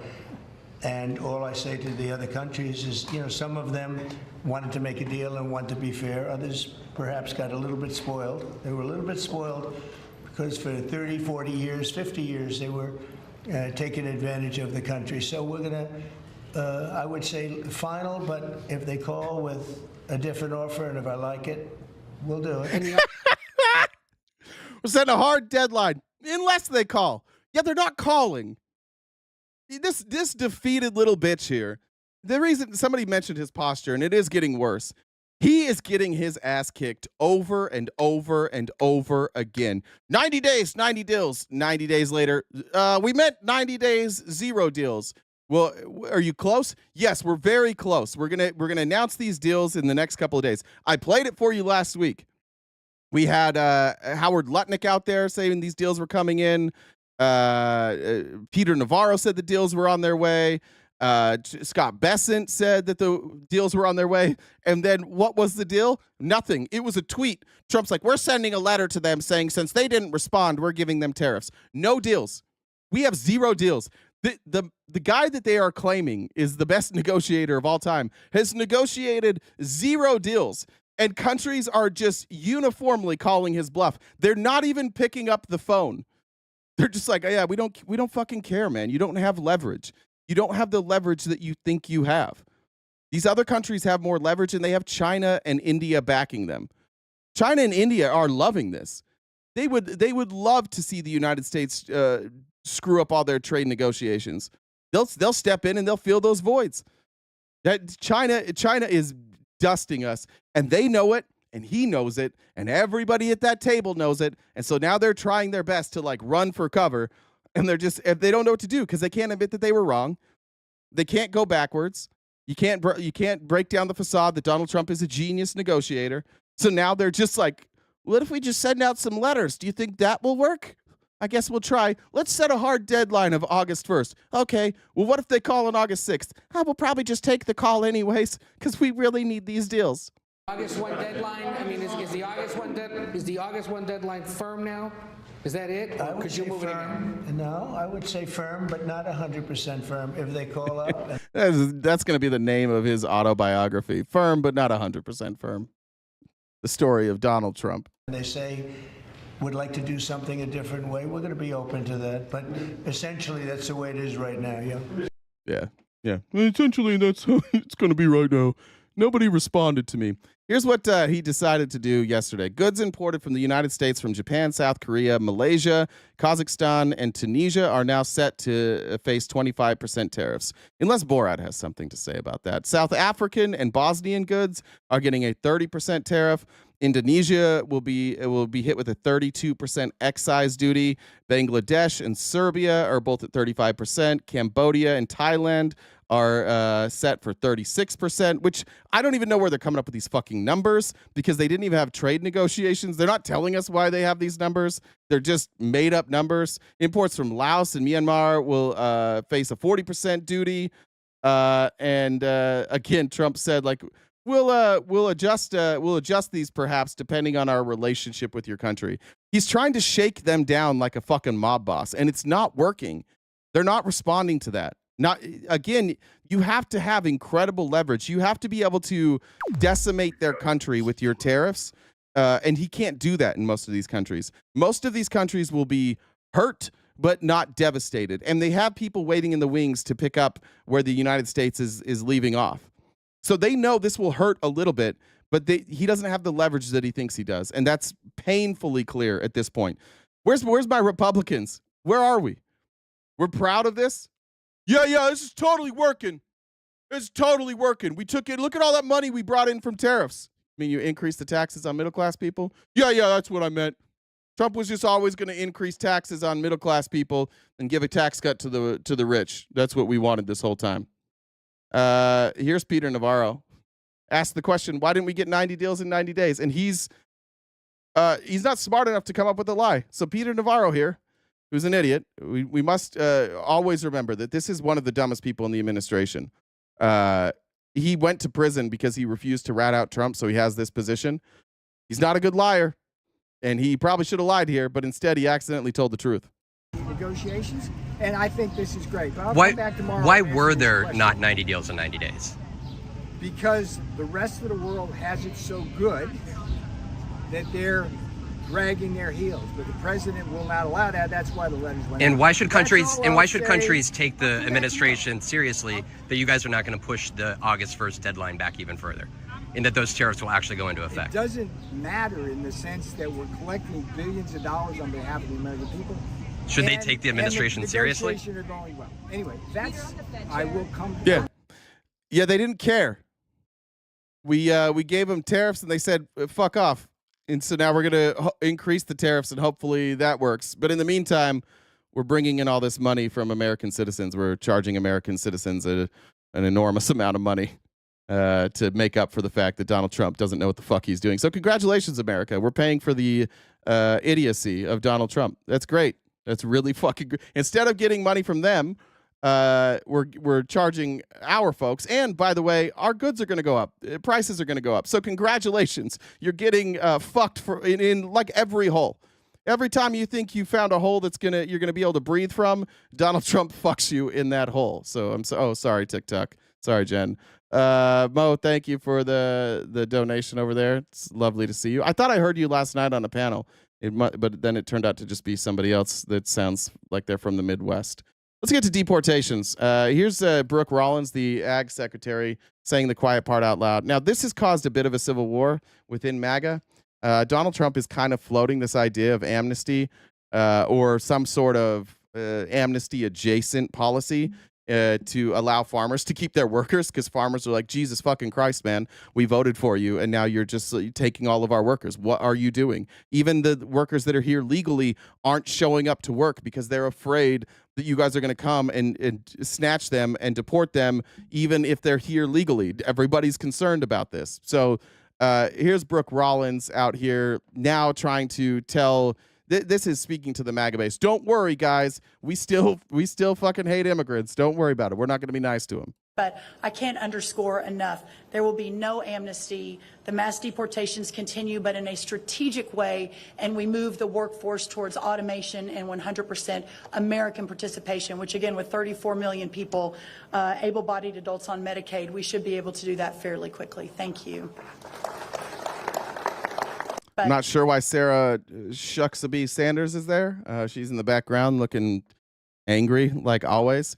But here's what we're talking about. So Trump hinted last week that he was going to do something for the farmers. And somebody said, which farmers are saying that? I don't know. Ask Trump. Trump said that he's being contacted by farmers who are upset that they don't have workers. And Trump said last week, I'm going to do something. We're going to work something out for these farmers and for these workers so that they can stay and work on the farms. So maybe you missed that. But Charlie Kirk and the rest of the white nationalists are being very white nationalisty. It is interesting. Like, the white nationalism is being exposed by rifts inside of the Republican Party. We've been trying to tell you forever that these are white nationalists, but you didn't want to believe it. And the reason you didn't want to believe it is because they tried to hide it from you. They used to pretend that they weren't. But now we're just full mask off. So now you've got Charlie Kirk, Jack Posobiec, I think it's how you say it, Posobiec. I think it might just be Posobiec. I can't remember how you say that name. But you have all these white nationalists, Stephen, who I debated, Andrew, who I'll debate this weekend, that are just fully mask off. Just like, no, we just hate all fucking immigrants. Here's Charlie Kirk, because his white nationalist listeners are like, wait a minute, you said we were going to get rid of everybody, and now we're talking about not getting rid of everybody? So Charlie Kirk's here to calm down his hysterical white nationalist fan base and let them know, don't worry, Daddy Trump is still a racist. Don't worry about it. Don't buy into the hoopla. He's still a racist. Trump signed the big, beautiful bill on Independence Day on July 4th. Ooh, Huckabeast is nasty. That is not nice. Signaling a massive legislative accomplishment. Tax cut, no tax on tips, no tax on overtime, no tax on Social Security. Huge investment in border security. $175 billion. Do you notice, just for the record, and for everybody that's here, every Republican that's here, you all say the same thing. This bill was great. No tax on tips, no tax on overtime, no tax on Social Security, which affects almost nobody.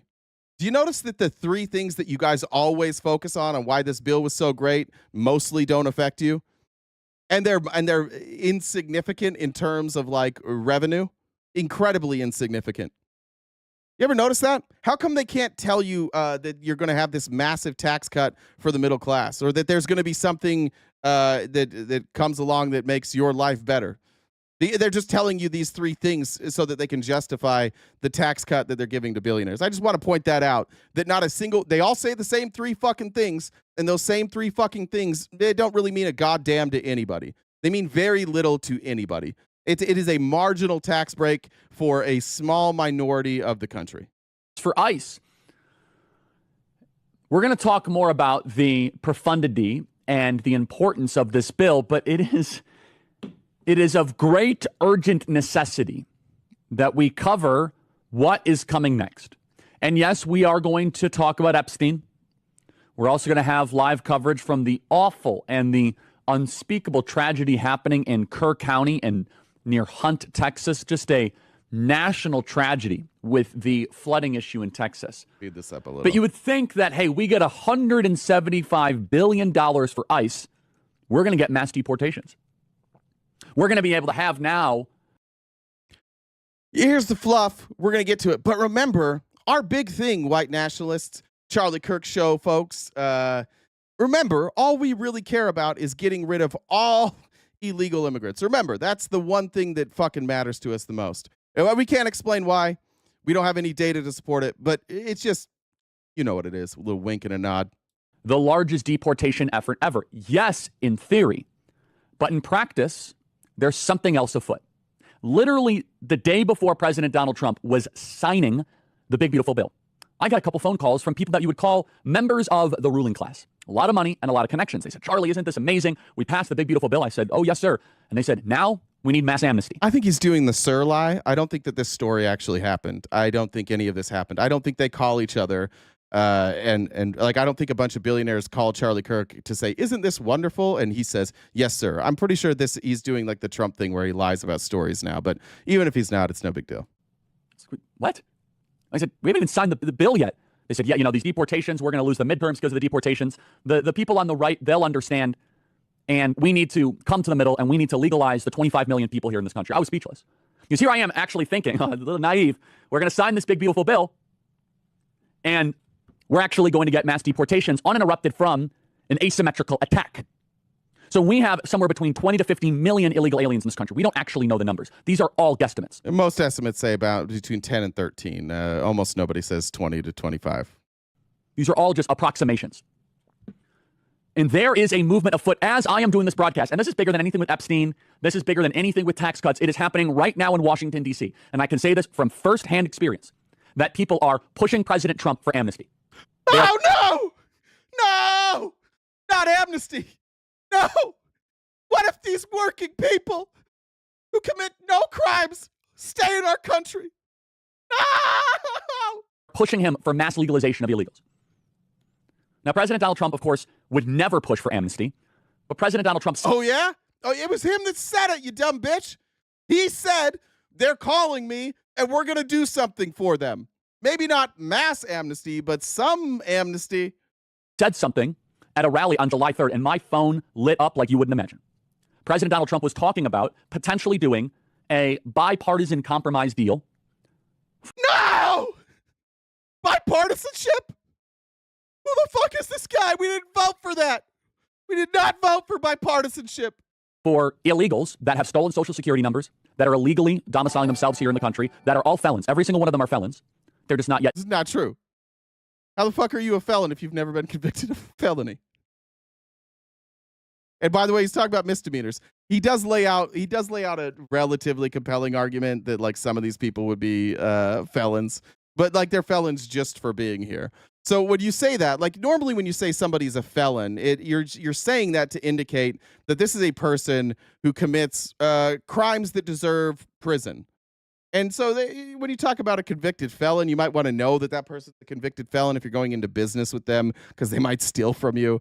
In this case, they just came here and they worked. It's not very frightening, but they want to use that word to frighten people. Ironically, if Charlie Kirk and I were having a debate right now and I said Trump was a felon, he'd be like, no, he's not. Did he go to prison? And he would use that same dumb fucking argument that you guys all use. But these people not only are not convicted of felonies, they have not been charged with felonies, and you're comfortable calling them felons. Why? It might be because they're brown.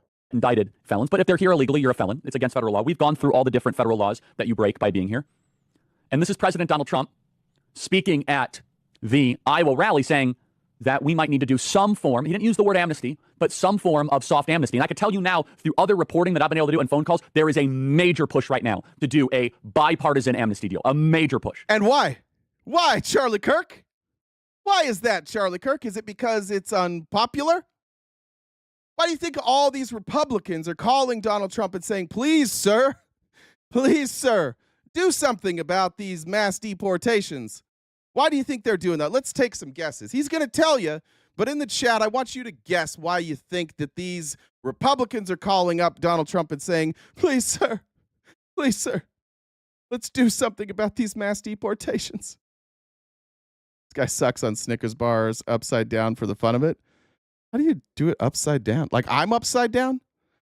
Are you saying this is like a Spider-Man scenario where I'm hanging from the ceiling, just taking a Snickers bar and deep throating it? Sorry, I don't mean to give you. I know you're just trying to be homophobic. I didn't mean to give you an erection with the movement there, but hit my DMs. Maybe we could work something out. Why? Yeah, the midterms. Oh yeah, shit. They know that this is unpopular. And they know it's going to cost them the midterms. So they vote for the bill, and then behind the scenes, they're all scrambling and begging Donald Trump to do something about it. By the way, isn't that exactly what they told you they did? Isn't that what the 10 people that didn't want to vote for the big, beautiful bill that suddenly fell in line? Why is that? They said Trump promised not to do the big, beautiful bill. He said he promised, like, he'll figure some stuff out. Maybe he won't, like, everything that's in there, like, maybe he'll tweak it or he won't apply it. Yeah. They're all freaking the fuck out right now that they're going to lose the midterms because everything they're doing is unpopular because they keep listening to dipshit white nationalists like Charlie, my head is 4 times bigger than it should be, Kirk. People are trying to push the president. Hey, you got the money for ICE. Now we need to go move to the middle on immigration. Play cut 258. People have worked on a farm for 14, 15 years, and they get thrown out pretty viciously, and we can't do it. We got to work with the farmers and people that have hotels and leisure properties too. We're going to work with them, and we're going to work very strong and smart, and we're going to put you in charge. We're going to make you responsible, and I think that that's going to make a lot of people happy. All right, Vance MAGA, you're not banned because you're messaging, but now you're banned. You got to go. I don't know how dumb some of you people are. You get mad about being banned while you're not banned. You're literally posting messages that we can all see. All right, so there's Charlie Kirk. He's letting the people know, though. Donald Trump would never do that. Donald Trump would never stop deporting people to win elections. Yeah, he'll do anything to win an election, but not this. This is a bridge too far for him. Let's see. Did I miss any messages down here?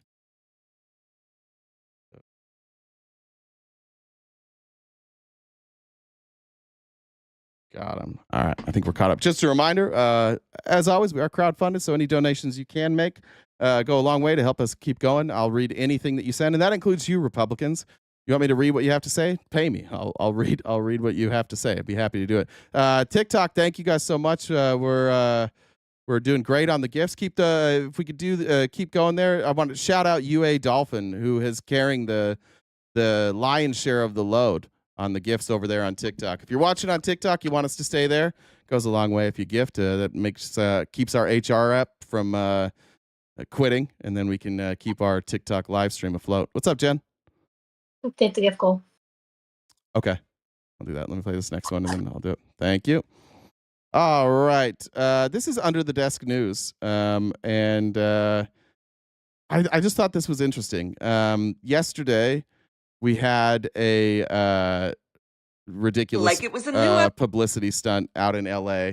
It's obviously staged. It's obviously like there's literally people coming in with ICE with cameras so they can make their propaganda video. But I like Under the Desk News, and I thought that her commentary here is at least interesting. I don't know if I'm going to agree with everything she said. I'm sure some of you won't either.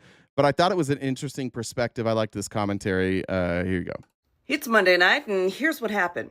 Masked men cosplaying as the United States military, carrying a combination of actual weapons and paintball guns, invaded MacArthur Park in Los Angeles today. Some of them set up what appears to be a sniper station. And what kind of weapon is this? This seems like a lot for a mission whose goal was to try and detain people who were potentially in this country illegally. They were not breaking up a... V goes by they, them. That's Under the Desk News as V, I'm guessing. Thank you. Riot. They were not invading another country. And yet, for some reason, they were coming in like it was a new episode of Game of Thrones, wearing full combat gear on top of horses that they barely knew how to ride and which were blinded. Who are these people? They are not the United States military. They have their faces covered. There are no badge numbers or identifying features. When the mayor of Los Angeles came in and threw a fit and told them to leave, they just packed up and left. Yeah, Mayor Bass showed up and she made one phone call. And they're like, well, who'd you call? And I don't remember who she said she called. She's like, they'll be leaving in a minute. And then like 5 minutes later, they all just packed up and they left. Like they were done with their LARPing. And this is a good time. I don't mean to interrupt this, but it is a good time to remind you. Like if I get a pool noodle and go to the park and LARP with my friends and dress up in costumes, how's that any different than being a Republican? It's not. Did they even have the authority to be there in that particular manner? Was this a test to see how much the public will accept when it comes to militarization of private militias being unleashed upon the United States? The crime of being in this country illegally is a misdemeanor and requires due process and a trial to even establish if that person is here illegally. It is not normal for anyone to roll up to a park in Los Angeles without there being like some active state of emergency martial law thing going on. It is not legal or constitutional to open carry a weapon like that in Los Angeles. So I really do want to know from our elected officials, what are you doing?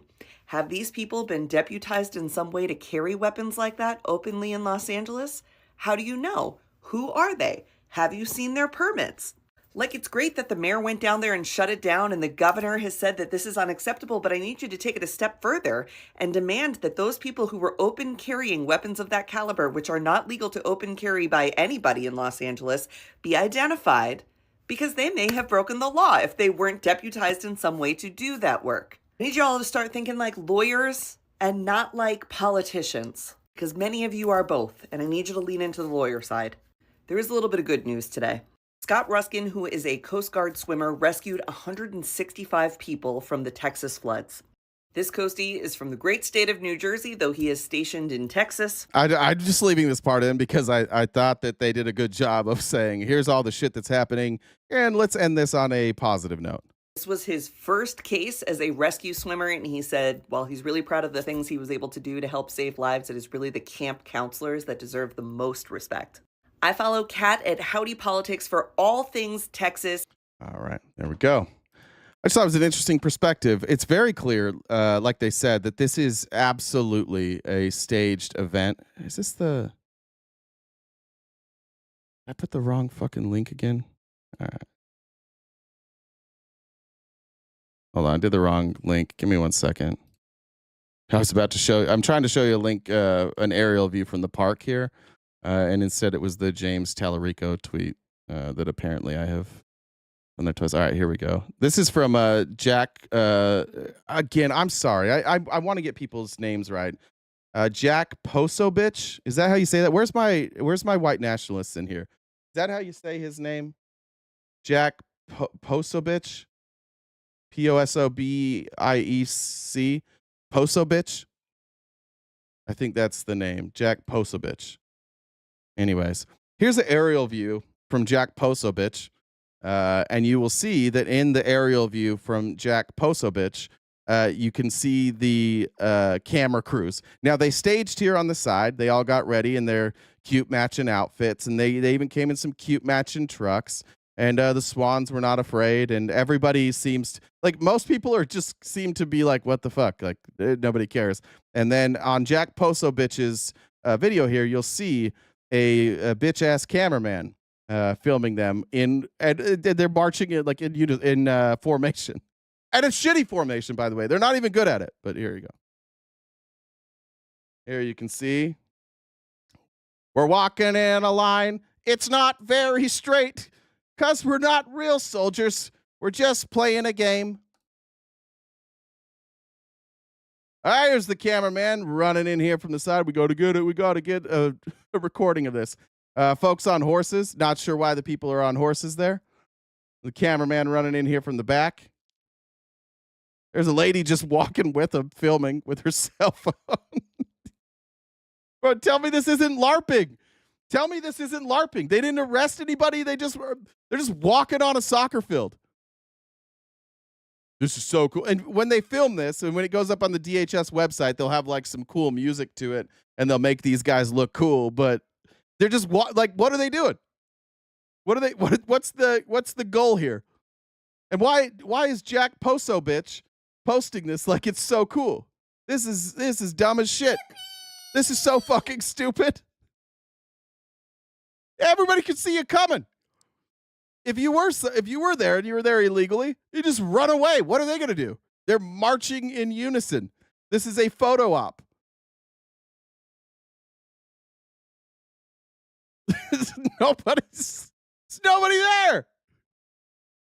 Who are they going after? This is why ICE needs a 300x increase in their budget. Well, we need to pay them more to go march in parks. They're fucking LARPing. What's the difference? I remember I lived in Spokane, Washington, and I went. There was a park on the South Hill. I forget what it's called.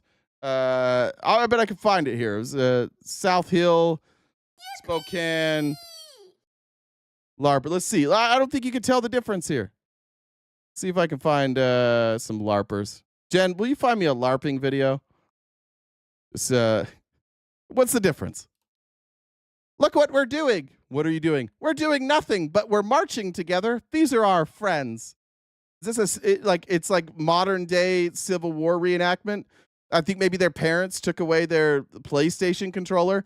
Mom won't let me play Call of Duty anymore, so I'm going to do it in the park. Okay. I got a cool new mask. I got a bulletproof vest. If you see, like, some of them are carrying fucking paintball guns. They're just bringing their own weapons from home. Like, some of them don't even have real weapons. They're just showing up with whatever they've got. Mom said that I didn't do all my chores, so I can't bring a real gun, so I had to bring the paintball gun.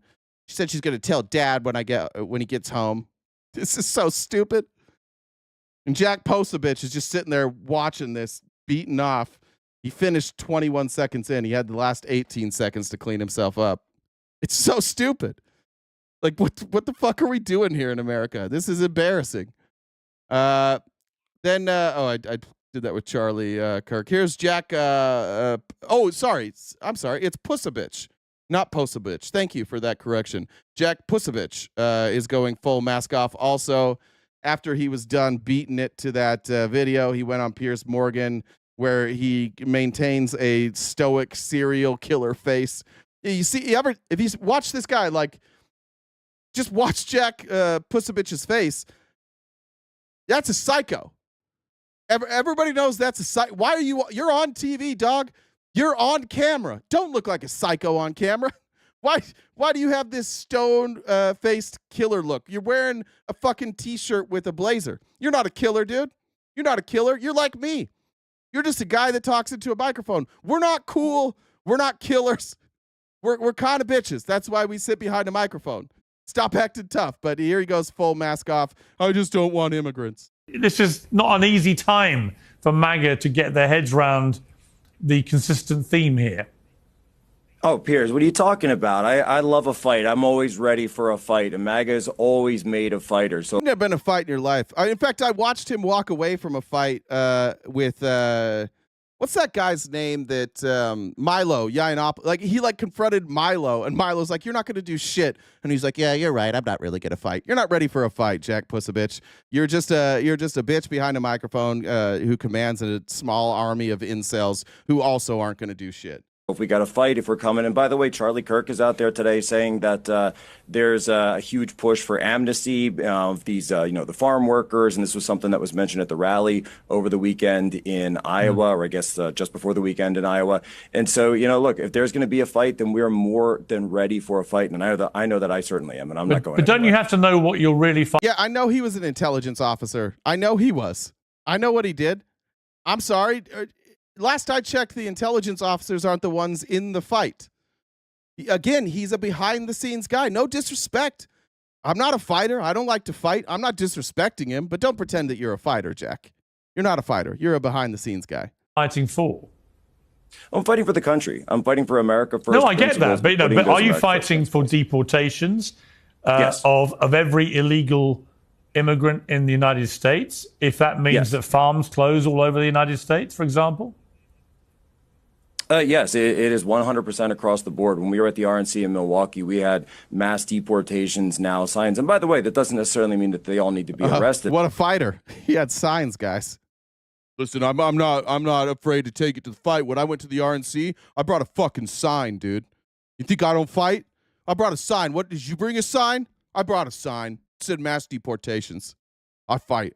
I know that people have been crunching the numbers and saying, oh, you know, if you do this many arrests a day and that many, I think that self-deportations are something that really need to be worked on. I think the remittance tax that went through in the big, beautiful bill should have been higher. 1% is too low in my estimation. I think that should be 5%, 10%, or even 50%, because in some of these cases, that's exactly what's going on, is that they're here for economic reasons in the United States. And so if you put that... But doesn't the United States economy need a lot of them? Then they'll go home. Isn't this the whole point about the farmer debate, is that actually farmers have gone to Trump in big numbers and said, if you deport every illegal, undocumented worker in the country, we're out of business? Well, look, you know, there can be a way for this to be done in a phased manner where they can get people in, and over time, it's not like it has to be, we're going to snap our fingers overnight and they're going to be gone, but absolutely, over time, 100%. Yeah. We just want the immigrants gone. We just want them gone, guys. They're even telling you they just came here for economic reasons, so we should punish them for that. Why? If they're here for economic reasons, they're a net benefit to the country, why do you want them gone? Probably just racist, right? Probably just racist. I like the people in here that get upset when I say, like, you're all Jack Pussy Bitch fans. You're like, he's not racist. Yes, he is. You all know he's racist. And if you're a fan, like, so are you. Why do you guys get upset? Just own it. I think that's probably my biggest criticism of you racists personally. While I find your views abhorrent and I find them destructive, I find it personally alarming that all of you are such cowards when it comes to your racism. You won't say in front of other people what you say to your friends behind closed doors. You never will. You're too cowardly to do it. So what you do is you come online and you play whataboutism. No, how dare you call us racist? You are. You just are. Just own it. I would appreciate you more. I still think your views suck. But I don't know. Like, there's something about a racist who's just like, I'm racist. That's like, okay, I can deal with this. Like, I know what to expect. But it's you coward racists, the ones that are like, I'm not a racist, how dare. And then behind closed doors, you're just like, you're watching Jack Pussabitch. You're watching Charlie Kirk. You're watching Nick Fuentes. No, I'm not racist. All right, new details, though, when it comes to deportation in the Abrego Garcia deportation trial. What keeps happening, and we predicted this. I told you, this story of Abrego Garcia coming back to the United States broke while we were live. And on that episode, you can go back and watch it. I don't remember what date it was. I think it was like June 5th or 6th. On that date, I told you, they will not charge him with anything. Or the trial will not go through. He will not be convicted of anything. And the United States government will try to desperately get out of this just so that they can deport him somewhere else instead. And that seems to be what's going on, and this judge is having none of it. So Abrego Garcia, whose illegal deportation by the Trump administration captured national attention, is now offering a chilling account of his mistreatment in a Salvadoran prison. And here's where we see the cover-up. He claims he suffered severe beatings, sleep deprivation, malnutrition, and other forms of torture at the hands of his jailers. In Secot, where he was initially housed, it's reputed to be rife with gang violence and human rights abuses. But there are new firsthand accounts of the treatment there because El Salvador's president, Bukele, has vowed that its prisoners will never be released. If you don't want information to get out about the mistreatment of prisoners, give them a life sentence.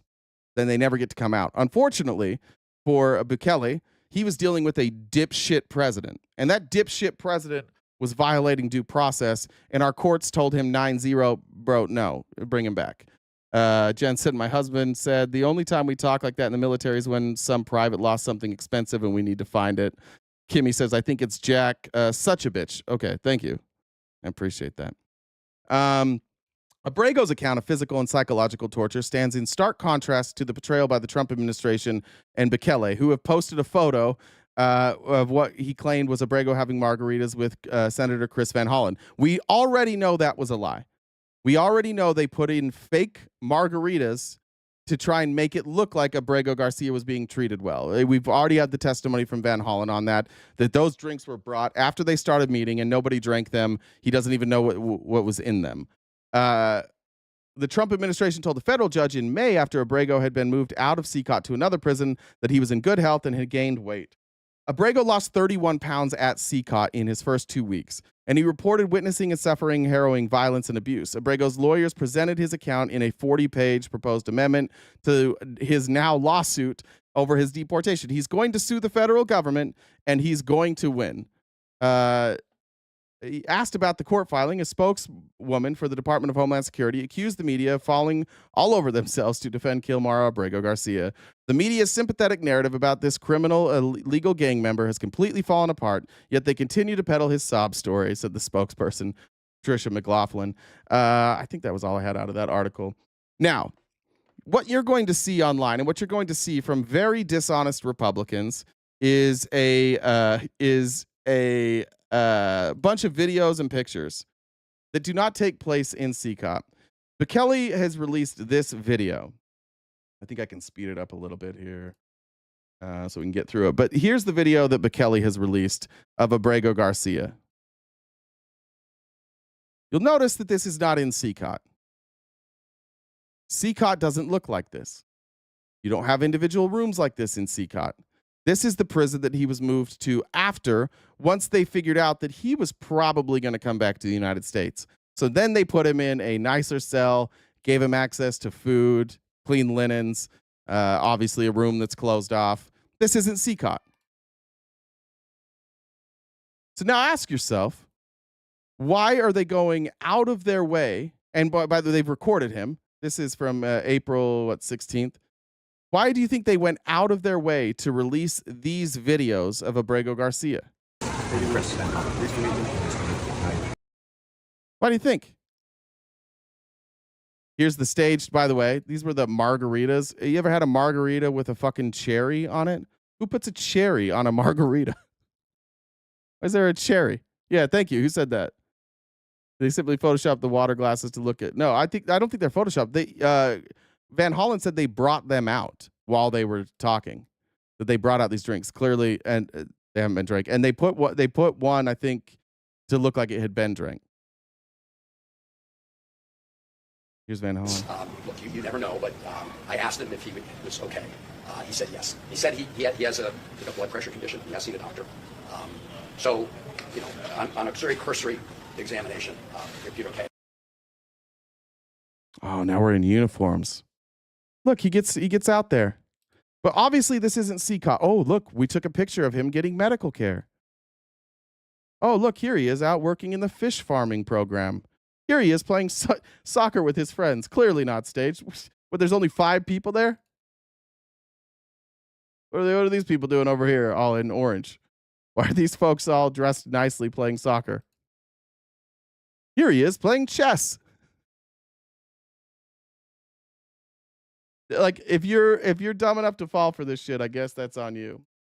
But they clearly mistreated Abrego Garcia, and they're clearly trying to hide that. Stephen Miller went on Jesse Waters to try and sell this, and I don't know. You tell me if you're buying what Stephen Miller has to say. What is cruel and unusual punishment is being subjected to months of media lying about this illegal alien terrorist instead of defending and legal. He had legal protected status, not a terrorist. Did he come here illegally? Yes. When they deported him, was he illegally here? He was not. He had protected status. Supporting the heroes getting these terrorists the hell out of our country. Since Inauguration Day, we have arrested, think about this, we've arrested over 100,000 criminal illegal aliens just since Inauguration Day, 100,000 fewer people to maim, threaten, terrorize, assault, rape, and murder our citizens? Has there been a greater public safety accomplishment in a shorter period of time in the whole history of the nation, Jesse? We should be celebrating this.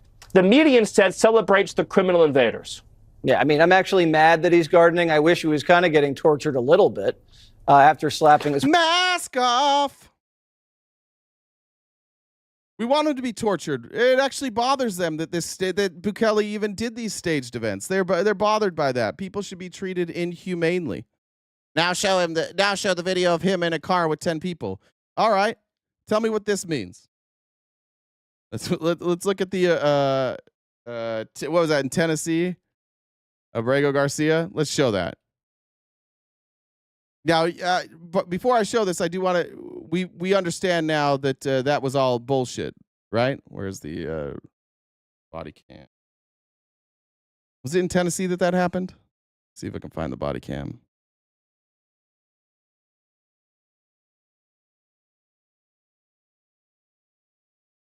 Why can't I find it on Twitter? That's weird.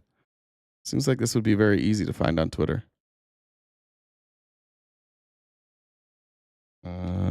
Was it not in Tennessee? Oh, here it is. Hello, sir. How are you? What's the problem here? Okay, we'll speed through it. What's the problem here? Just people in a car? This is very upsetting to you that there's people in this car? Abrego Garcia is driving and there's people in a car? Oh, no! No! Brown people in a car.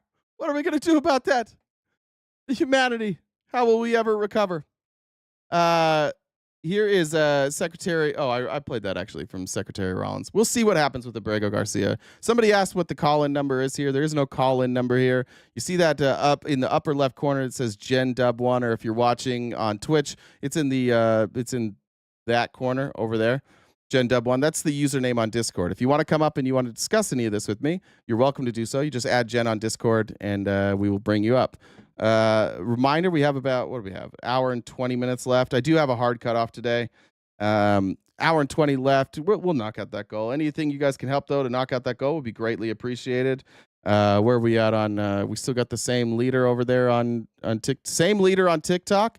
A UA Dolphin in the lead, but coming in strong. We got Paige and OK Kristen trying to bring things up there over on TikTok. Thank you guys so much for those gifts.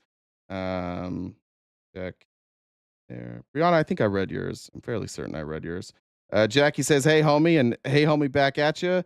Lou said, agreed. It's Jack, such a bitch. Oh, I struggle with that last name. It's Jack, such a bitch. Hey, Jen. And I've got someone who's crying about me doing my normal vetting that I do with absolutely everybody that I bring on. So just so you guys know, if you guys, I'm going to ask your username, who you are, and what you disagree on. It's how I do it with everybody. So they're mad that you're asking who they are. It's the Musk guy, the 2028 Musk whatever guy. He's having. He's will sit like crying that I want to dox him because I asked his YouTube username. So Drew said he seems like he's going to be a real peach. But just so everybody knows, this is what I do with everybody. You're not anything special. It's just the process. Drew says you have the voice of an angel. Or Satan, one of the two. So you're gonna have somebody coming on soon. Are they coming on, or are they just gonna?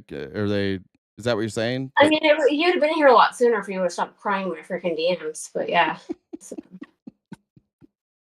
All right, guys, you got to get it together. You got to just be an adult if you want to come up here. Jennifer says 8647, which of course is not a threat. We just don't want Donald Trump to be president anymore. We would like him to go away, please. That's what that means, just so that we're clear on that TikTok appropriate language. All right, what do I have then to go for a second? Let me just show you this. I just want you to, I'll show you this CNN montage. They made a montage of all of the right-wingers freaking the fuck out about the lack of Epstein's client list being released. This is supposed to be about the most transparent administration ever. What on earth is going on?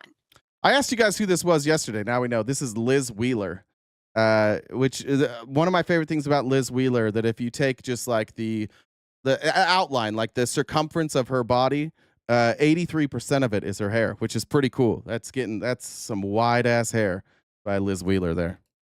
Was Pam Bondi set up by deep state FBI career officials? Is she stupid? Yes.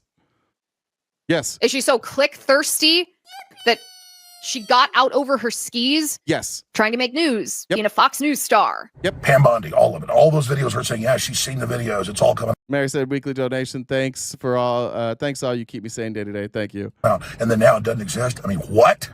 What? The Jeffrey Epstein case, you do not know all the details of this thing, I promise. There are a lot of really obviously powerful people. This part you know, but the specific names we may not. There were so many individuals that were hidden and kept secret and not been held accountable. What you're going to see hopefully tomorrow is a lot of flight logs, a lot of names, a lot of information. The DOJ may be releasing the list of Jeffrey Epstein's clients.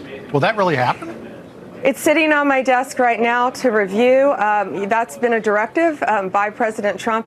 So what happened to the Epstein client list that the Attorney General said she had on her desk? Well, I think if you go back and look at what the Attorney General said in that interview, which was on your network on Fox News. Got the quote. Go ahead. John Roberts said, DOJ may be releasing the list of Jeffrey Epstein. Who said Trump's not on the Epstein plane list? Yes, he is. He's all over the manifests of flying on Epstein's flight, like multiple times. That's actually crazy. That's a crazy thing for you to say. If you don't think Trump is on the flight logs, like we actually have those. Do you not know that? You should look that up. Whoever just said that, you should look that up. Just look up Trump Epstein flight logs and see if he's on that list. He's absolutely on that list. What they're talking about is there's an alleged black book of Epstein clients that he trafficked people to. Now, look, here's where I'm going to be honest. I don't think that book exists. I don't think it ever existed. I don't think that there's a list. I think that there's videos. Clearly, there seems to be videos. And I think those videos may implicate people. I don't think there is a list. I've never thought there was a list. It never made sense to me. But these are the people that a lot of these people, like Kash Patel and Dan Bongino, part of the reason that you guys trust them so much and they're in positions where they're at now is because they had very prominent podcasts where they regularly told you that the government was hiding this from you, and they knew the government was hiding it from you. They had seen the evidence, and as soon as they got into power, they would release that evidence. And now they're in power, and they're not releasing that evidence. So there's one of two things is true. They're covering it up or it didn't exist. Maybe they're telling the truth right now. I think them saying that there is no list is probably correct. But for those of you who did not accept that answer until now, I've got questions about your integrity. Clients, will that really happen? And she said, it's sitting on my desk right now to review.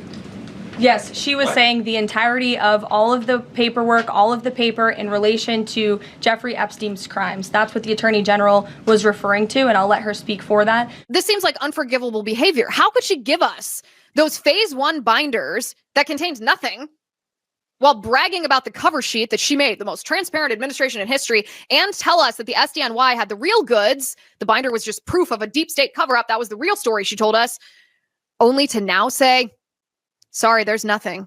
If I'm President Trump, I wouldn't tolerate it. Yeah, he's being real quiet about it. Looks like, Jen, we're ready to go. Yeah, he's there. So just so everybody knows, while these conversations happen, we still have the rest of that Give Gold to knock out. So if you guys help us Venmo, Cash App, PayPal, Super Chats, I have a feeling he's going to be very reasonable and a good conversation for you. So Thanks. FOD said Dershowitz is a great start for the list.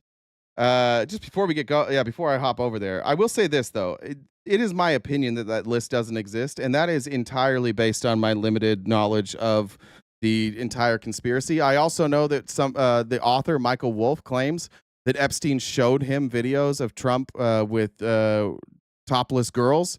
I think that a lot of the stuff Michael Wolff has said has turned out to be true. Unfortunately for Michael Wolff, a lot of the things that he said have also turned out not to be true. So I don't consider Michael Wolff a very good source, even though he's politically probably aligns with me. He's written a bunch of books about Trump, and it's hit and miss on the stuff that he gets accurately. So I don't know if I trust Michael Wolff on that. But let me hop over here. The name Zaza is a little triggering, but that's all right. For those of you who've been here for a while. What's up, Zaza? Hey, I'm here. Hey, what's on your mind? I mean, I just listening to you, and it just seems like you're trying to Thanks. use a lot of rage bait to get people worked up instead of trying to go against the facts on both sides. What do you mean? I grew up as a Democrat. Okay. Been a Democrat my entire life. Grew up Democratic rights, fighting for women's rights, fighting for gay rights, fighting for equal rights for everybody, fighting for immigrant rights. But I become conservative over the last 10 years since so many lies have been spread on the media and continue to be spread, those same exact lies for Like over what? a decade. Like what? Well, like how journalists from CNN and MSNBC have retracted statements about the Russian collusion story and how they use They did?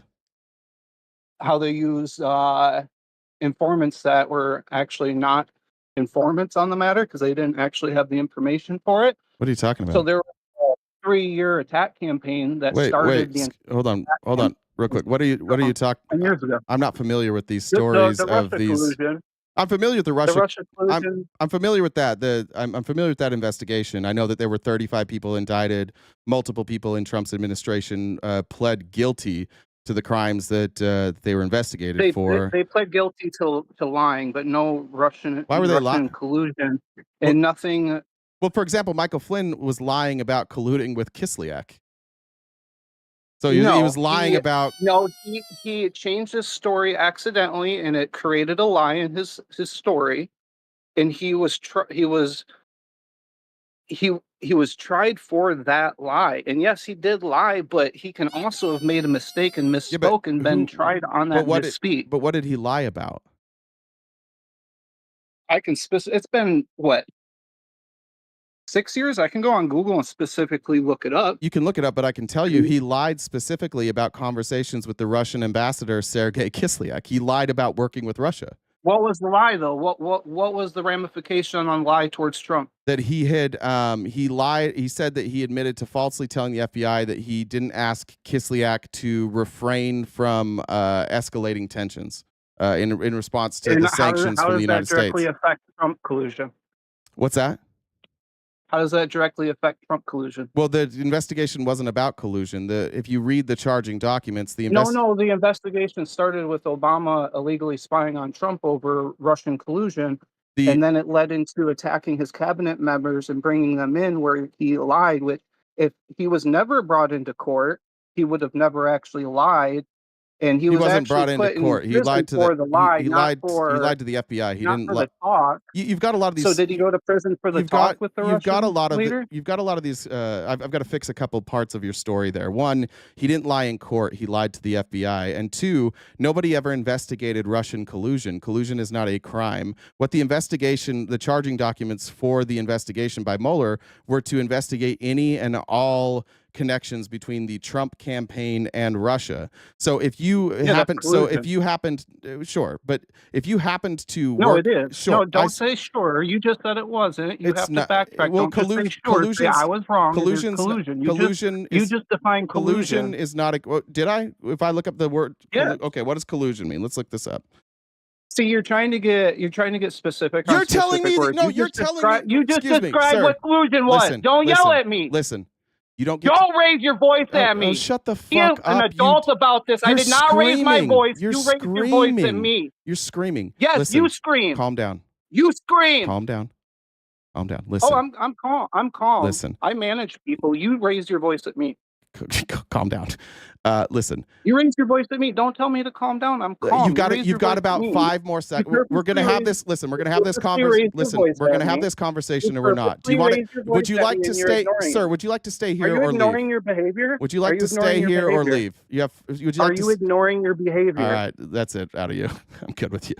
Jeez. Every fucking time. These guys can't make it 3 fucking minutes. I'll give you one more chance, sir. Would you like to continue the conversation or just scream over me?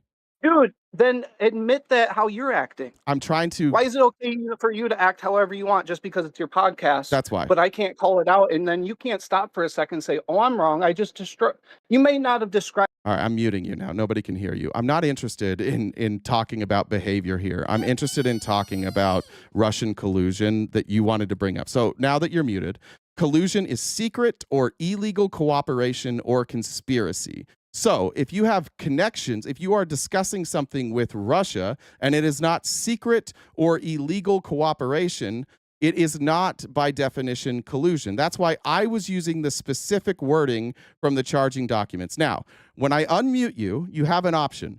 You can continue this discussion, and we are only going to talk about what's happening, and we're not going to talk about each other's behavior, or you can leave. It's up to you. Would you like to continue this discussion about Russian collusion?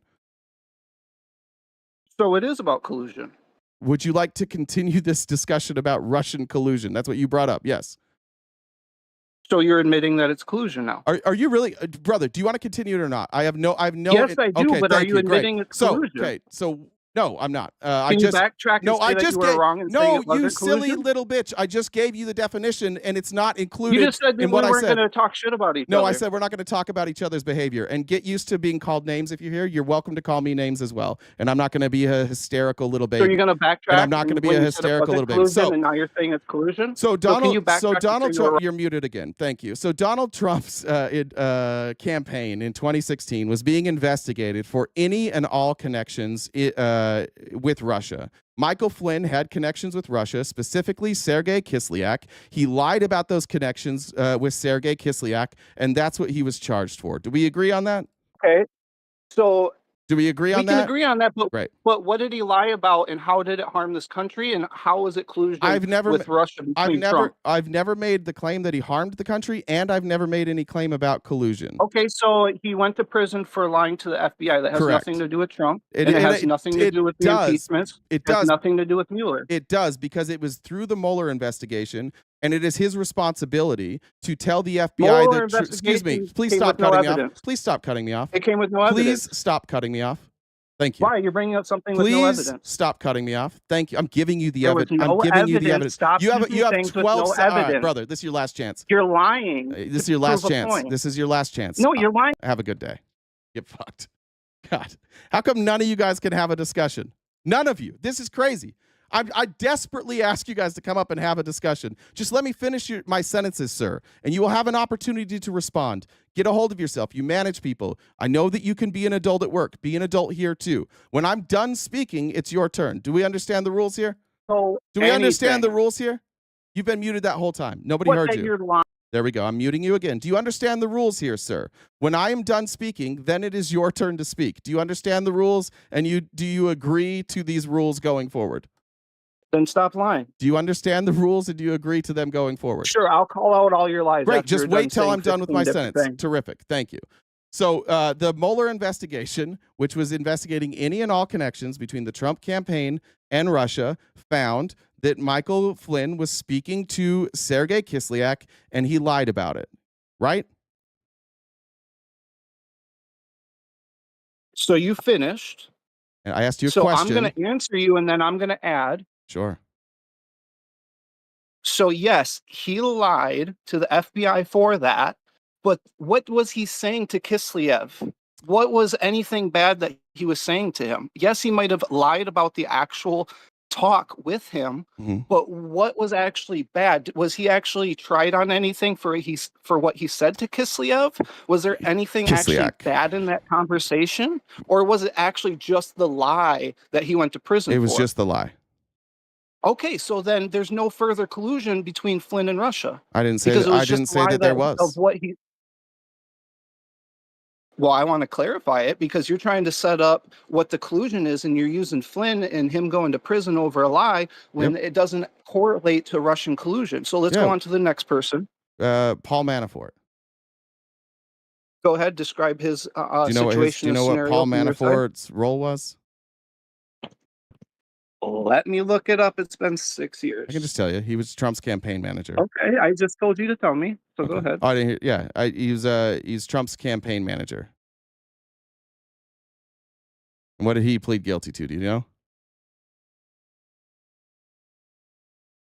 Conspiracy. He got 43 months in prison for money laundering, tax fraud, and illegal foreign lobbying. And conspiracy against the United States and conspiracy to obstruct justice. Okay, what was the conspiracy against the United States? What did he do? He was doing a money laundering scheme where he was taking Russian money to influence our politicians specifically to do the bidding of Russia. And he did not register as a foreign agent. Politicians and who did he influence and who went to prison for that? What Well- politician went to prison for that influence? Nobody would go to prison for being influenced if they didn't know, right? So he could potentially influence Okay, people, so and if they they are. didn't know And, which excuse me, politicians you're did he already influence? breaking that rule of where you're not Sorry. waiting till the end of sentences. Sorry. Yeah. So what he I was. apologize. That's all right. No worries. He was sentenced to prison for basically acting as an agent of Russia, and he was Trump's campaign manager. That's not alarming to you that Trump's campaign manager went to prison for conspiracy against the United No, he should have States? went to prison. Okay, No, but he should have went to prison. but If those that's- things are completely true, 100%. but that's what the Mueller report was. It was just finding any connection between the Trump campaign and Russia. That's why Trump wasn't charged.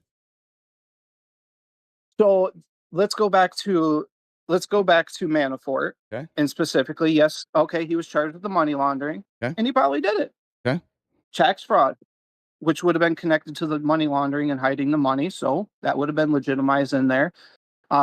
Illegal foreign lobbying. So what you're saying is No, the foreign conspiracy. lobbying that he was lobbying.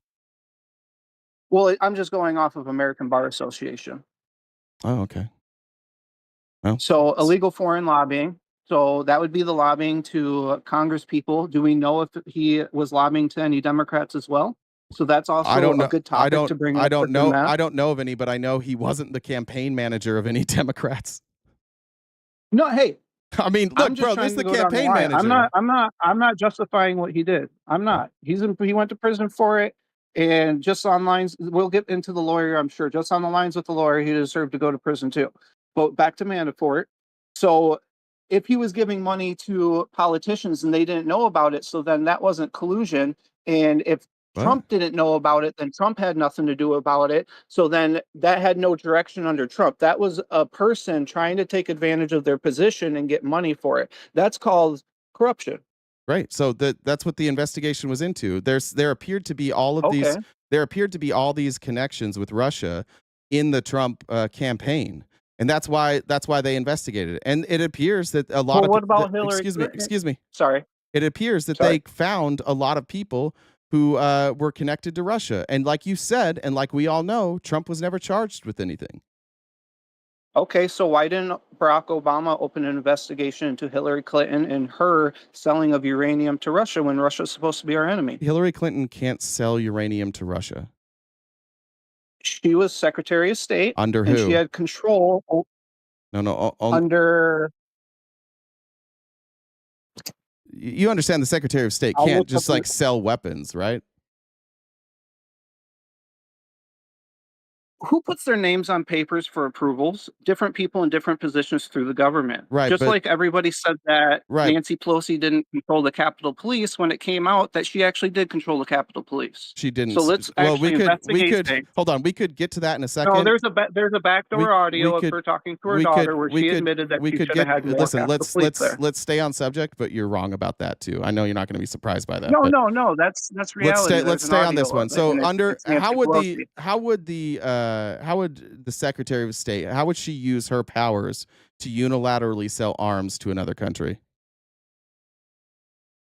So first off, you support Hillary Clinton? No. Okay. So at least okay. So regardless of any bullshit conspiracy theory, blah blah blah, that's all over the internet about the Clintons, as long as we're somewhat on a basis of that, we don't support Hillary Clinton. Okay, at least there's something there. It probably shouldn't matter, right? We shouldn't have to say who we do and do not support. We should be able to just call balls and strikes, right?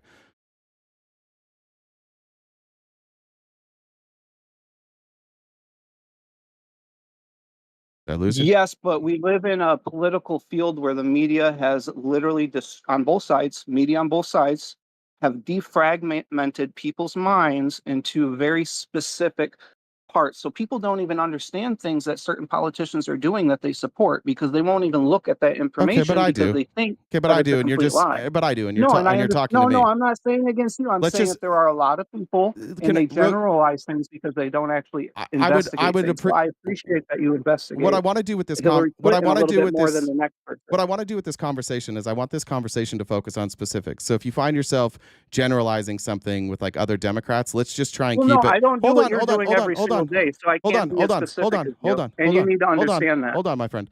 I'm just saying for the sake of this conversation, like during my show, I'm speaking to a lot of people.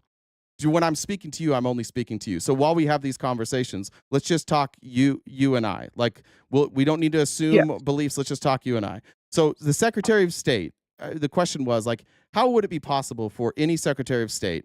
In this case, this would be like, do you think that Marco Rubio can just go sell arms to Israel if he wants? What positions in government does Marco Rubio hold other than a congressperson? He's not. He's the Secretary of State, bud. He's not. So He's not a member. He's not a member of Congress. I'm going to be completely, before we move forward, I'm going to be completely in forward, and you should give this information, or you should give this idea to every single person that calls you. You do this every single day.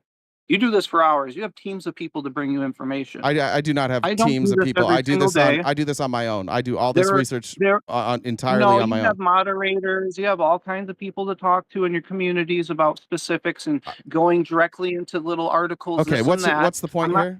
Let me finish, please. Let me finish. I know, I'm just wondering what your point is. I've done moments of 3-4 months of research, this and that, but I've come to the terms that the media and social media are imposing stress onto the public. Okay, so let's have a discussion. Brother. You're doing the thing I just asked. I just asked you not to do the very thing that you're doing right now. And I asked you not to do this. You told me to let you finish. I know. I'm not letting you. No, because I'm giving oh a my God! description. But I'm going to mute you again. I asked you to have this conversation with me. I don't want to speak about generalities. I asked you how the Secretary of State would sell arms, and you're telling me about the media and my research team. You're team. Attack me if I don't talk perfect. No, I'm not. I'm just asking you. I'm just asking you to defend your position. No, I already know what you're going to do. Stop trying to completely control every little word that I say. Why are you yelling? You're being a fucking asshole. You're kind of being a crybaby a little bit, to be honest. No, you're being a fucking asshole. Well, that might be true, and I am kind of a fucking asshole, and I'll work on it. Okay. But I would like to have a discussion with you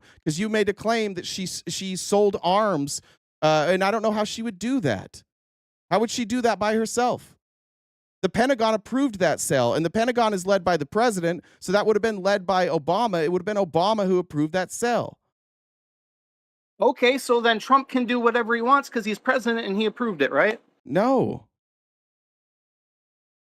How can you have it for one person but not the other? Brother, if he's in the position of president, you should be supporting every single policy he has because he's president. Brother, and he was duly elected and 7 swing states voted him in. That money, you should be backing everything because he's president, right? That money that was approved for arms sales, the budget from the Pentagon, that all comes in through through Congress. We have checks and balances.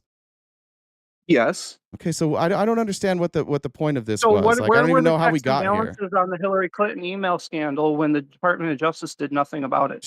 They did. They investigated her. She sat in front of. And why she sat in front of Congress for having a private computer where she bleached it using an Israeli bleach kit, a super advanced bleach kit that only certain people can get their hands on to destroy at least 30,000 emails. Because they had no. And then the only reason we knew about it is because we extracted those emails from outside servers that they were attached to and sent to. Yeah. And that's how we had to collect 33,000 emails. It could have been 150,000 emails. No. What was in there in a private server that she couldn't also dually have it linked to a fully government server? Why couldn't she have dual link servers so that everything on her private server was dual linked to a government server so that everything could be fully tracked and audited? She did. Hillary Clinton is not a person to be trusted. Don't ask questions and then start talking again. I don't think you understand any of this, and you're gonna have to shut up for a minute because I think you're gonna have to shut.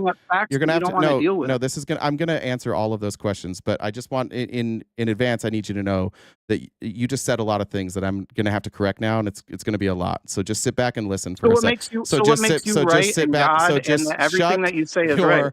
Why is it fucking. everything that Why everyone are calls you in and says is interrupting? wrong? This is your last chance. This is your Everything last that chance. everybody says You is last. wrong. All right, this is your last chance. Are you going to stop interrupting or no? Care about your last. All right. Have a good day. Go fuck yourself. All right, Jen, you can boot him. Yeah, this is exactly what we expect. Like, we come up to talk about Paul Manafort, we come up to talk about Russian collusion, and we're already on Hillary Clinton. For those of you in the chat, we'll answer the question. Hillary Clinton had a private server in her home, which is illegal. She should not have done that. She was investigated. They found that the only thing the government had the right to in that private server was the emails that she got, like her government emails. And the reason we know every government email that she was housed on that private server is because they were sent from the government server. And so we actually knew those emails. Now, what was removed from those from that server was a bunch of private emails. We didn't have a subpoena for that. We had there was no cause for that. In order to get access to those private emails, you would have to allege a crime, and you would have to get access to those emails. She sat and testified for somewhere around 12 hours. They determined that she mishandled classified documents, that she basically gave access to somebody who was managing her server to see those documents, and therefore she mishandled classified documents. We had a case of David Petraeus just a few years earlier who had been sharing classified documents with his side piece girlfriend, and he basically got a slap on the wrist, and they concluded that they couldn't punish her more harshly than they did David Petraeus, especially because what she had handled wasn't even like a higher classification. So she got a slap on the wrist, and if you think that she should have got a harsher penalty for that, I probably agree. I don't think Hillary Clinton should have been allowed to run for president. I don't think Hillary Clinton should be allowed to access classified documents. I think that we should. Same with David Petraeus, but the reality is that's not what happened. And I think ultimately it led to Donald Trump winning the election. So you guys should be happy because I think if Bernie actually won that nomination, he would have won. Hillary Clinton was an incredibly uninspiring candidate with a lot of baggage who mishandled classified documents. So I guess that's that. That's the argument. We came up here to talk about misinformation. Then we went to Russian collusion, and then we had a small freak out when we brought up Hillary Clinton, and there we are. So sorry about that, guest. Anybody else is welcome to come up and try again. I don't know why you guys beg so badly to come up to then only be hysterical, but there you go. Amy said, tell him to queue for more info, and Republicans investigated Hillary and found zero evidence of wrongdoing. I don't agree with that.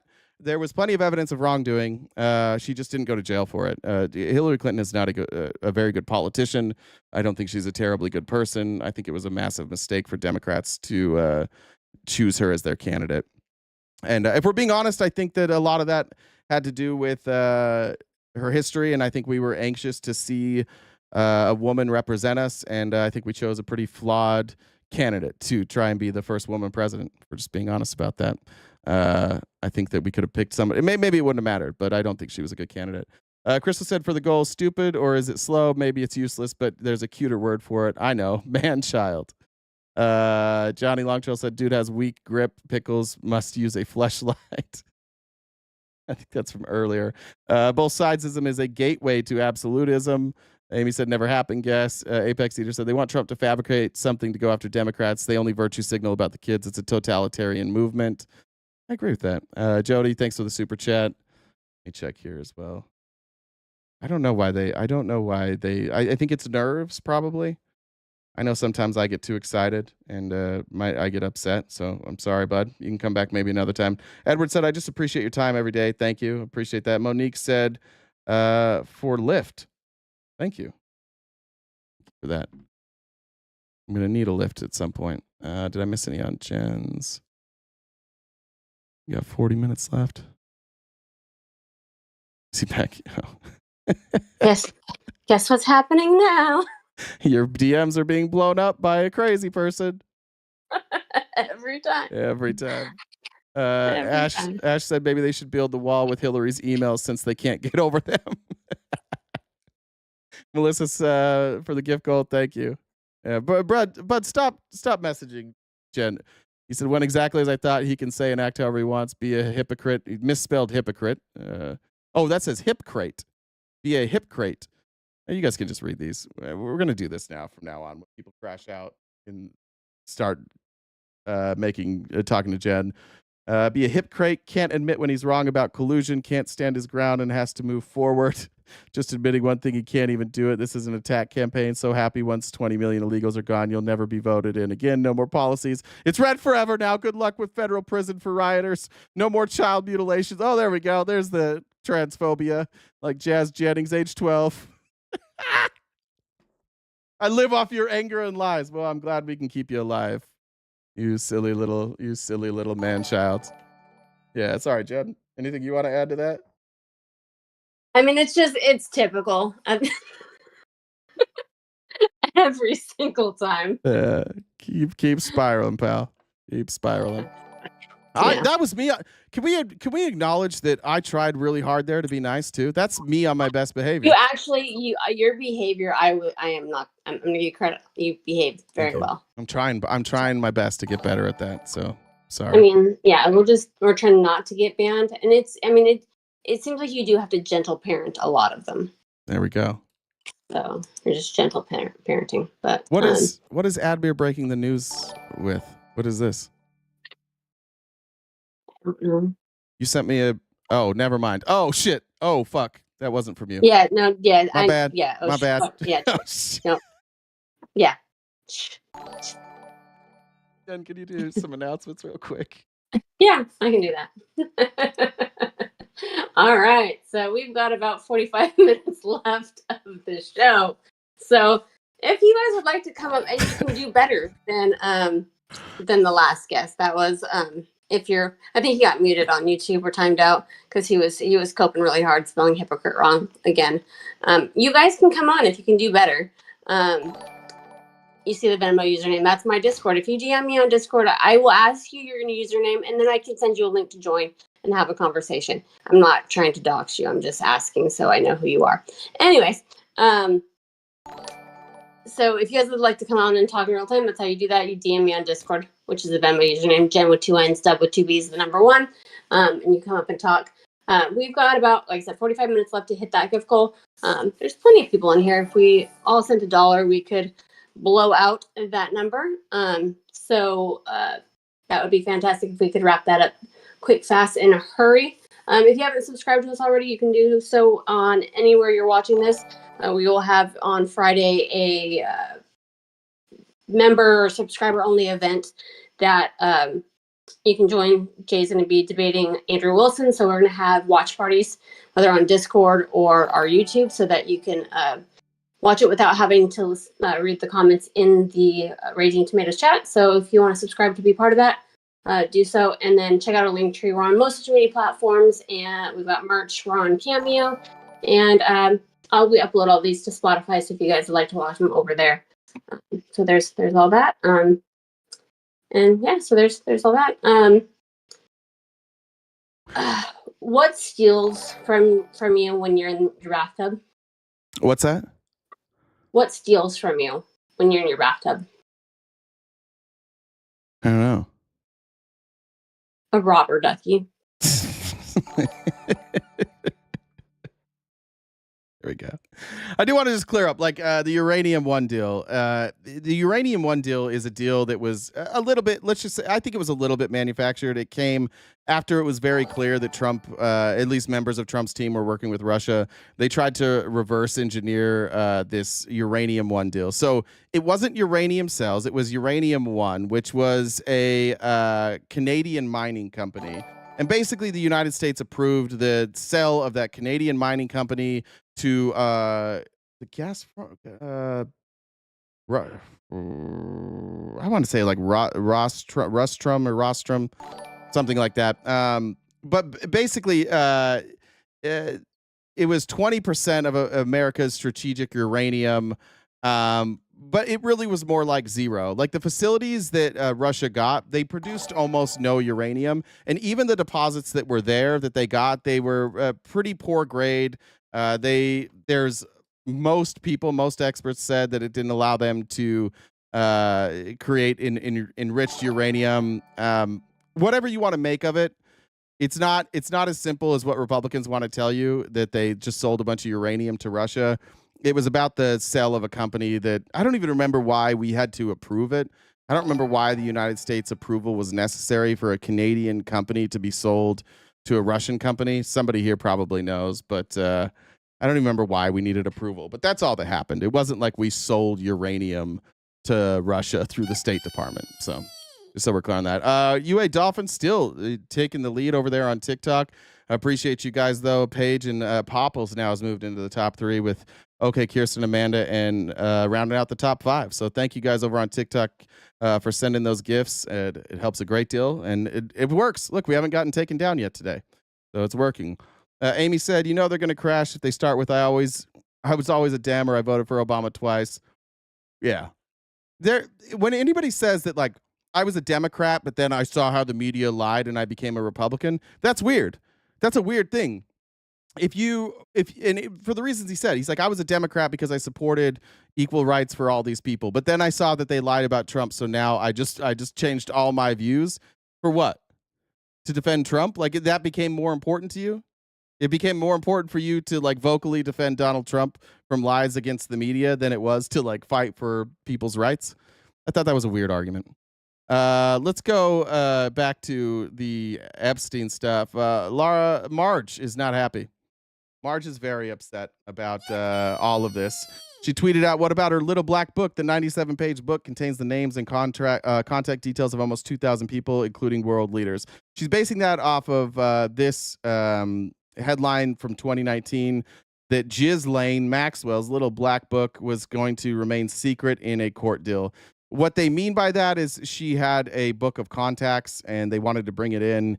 And I think they were unable to convince the judge that her book of contacts had anything to do with the case or that it contained a list of people that they trafficked. So that's what Marge is referring to. But Marge isn't happy. Alex Jones isn't happy. He says he's going to throw up. I won't show it because it's actually tough to watch. But if you want to watch, you can see Alex Jones' mouth filling with saliva while he dry heaves. I almost said dry humps. Dry heaves about... he needs this Trump administration to be honest, and he didn't feel like they were being honest. I was reminded of this, though, a 2019 story that I think is proving to cause a lot of problems for those of us who want to get a real answer. Now, remember, when Trump was president the first time, that's when Epstein killed himself, unalived himself. I'm supposed to say that the wrong way. That's when he ceased to exist. And during that time, in 2019, the FBI reported that they were examining 2 broken cameras that were outside the prison cell where disgraced financier Jeffrey Epstein ended his own life. Law enforcement told Reuters that officials are reviewing the malfunctioning cameras from the Metro Correctional Center and that those cameras were sent to Quantico, where the FBI crime lab would analyze them and get forensic evidence. So this all happened under Trump. And then we just never heard about that again. Oh, the cameras were broken. We didn't have them. Then you started seeing, after Trump was out of office, you saw Dan Bongino, you saw Kash Patel talk about this was shady. Why did the FBI hide this? Why don't we have the footage from those cameras? It said questions have arisen over why Epstein was found with marks on his neck was not more closely monitored. Reports have surfaced regarding abnormalities and how he was observed, including one report claiming that guards in Epstein's unit fell asleep and did not check on him during the time he was believed to pass away. And then you have Attorney General William Barr, Donald Trump's good buddy, the one who said you cannot prosecute a sitting president, who spent most of his time running interference for Trump. He said he was appalled and angry over the circumstances surrounding Epstein's death. He directed the FBI and the Justice Department to investigate the unaliving. He later announced the removal of the acting federal director of the Federal Bureau of Prisons and ordered the warden at the Metro Correctional Center to be temporarily reassigned pending the investigations. So he fired the heads of the Bureau of Prisons and the Metropolitan Correctional Center, all because there's these 2 cameras that weren't working at the time, and that was evidence, and it worked for all of you guys. You guys accepted that evidence that somebody must have been in on it. Now, it couldn't have been Trump. It couldn't have been Trump's FBI. It couldn't have been Bill Barr. It couldn't have been any of that. It definitely was these people. And then yesterday, they released a video. And for any of you who haven't seen it, I forgot to put this in the outline. Let me show you. there's those two cameras said they were missing 10 hours of footage. And all of a sudden yesterday on DHS, they I just tweeted 10 hours of footage instead of searching it, if you follow me on Twitter. Because I'm a fucking idiot. Let me see if I can find this. Here it is. So then the DOJ, you can go to their website. You can watch this. I did go and check this to make sure. They released 10 hours of footage. And you'll see. That's not it. That's not it. There is alarmingly a minute that is missing. I don't know if we have an answer for this yet. Now, the footage that you're going to see is actually above the where Epstein's cell was. Is this it? Here it is, maybe. Yep. This is above where Epstein's cell was. So this is this. Epstein's cell is below here. And you'll notice the time. It's 11:58.51. Notice that here down at the bottom left corner, you can see the clock going. It should go to 11:59. And it cuts out a whole minute.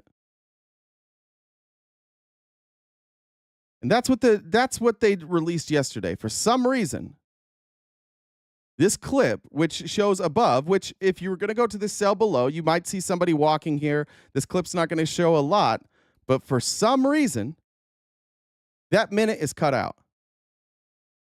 You see that? 11:58:58 to 12. And I thought this was somebody fucking with me, so I went to the DHS website and I scrolled to that time myself, and I checked it. So I'm not a conspiracy theorist. I'm a bit confused. I'm a bit confused why they said that this footage didn't exist under Trump's first administration. They didn't have this evidence. It just went away. And you guys have been, every Epstein conspiracy theorist has been talking about the missing 10 hours of footage forever. And then all of a sudden we have this 10-hour footage.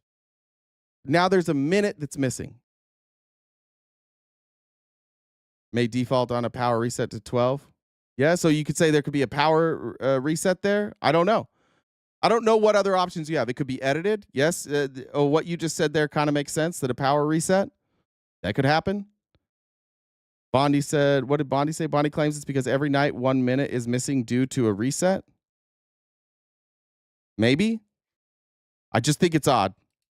That's it. I have no idea. It just seems odd to me that that's missing. Maybe there's an explanation for that. But here is just some reminders. Here's Benny Johnson, February of this year, with Kash Patel. They were all hyped about this. They've all been telling you forever. All these right-wing content creators that you think tell you the truth. Remember, Benny Johnson was paid by Russia to do Russian propaganda, and we know that for a fact. This is somebody who just takes money to say whatever he's going to say. Here he is with Dan Bongino earlier this year. You say that the FBI has Epstein's list. They're sitting on it. That doesn't seem like something you should do. You're protecting the world's foremost predator. That seems like an evil thing to do, regardless of who may be embarrassed in the release of that list. Why is the FBI protecting the greatest pederast, the largest scale pederast in human history? I don't know why they let the Catholic Church off the hook like that all the time. That's Benny Johnson. Simple, because of who's on that list. Simple, because of who's on that list. That's in February.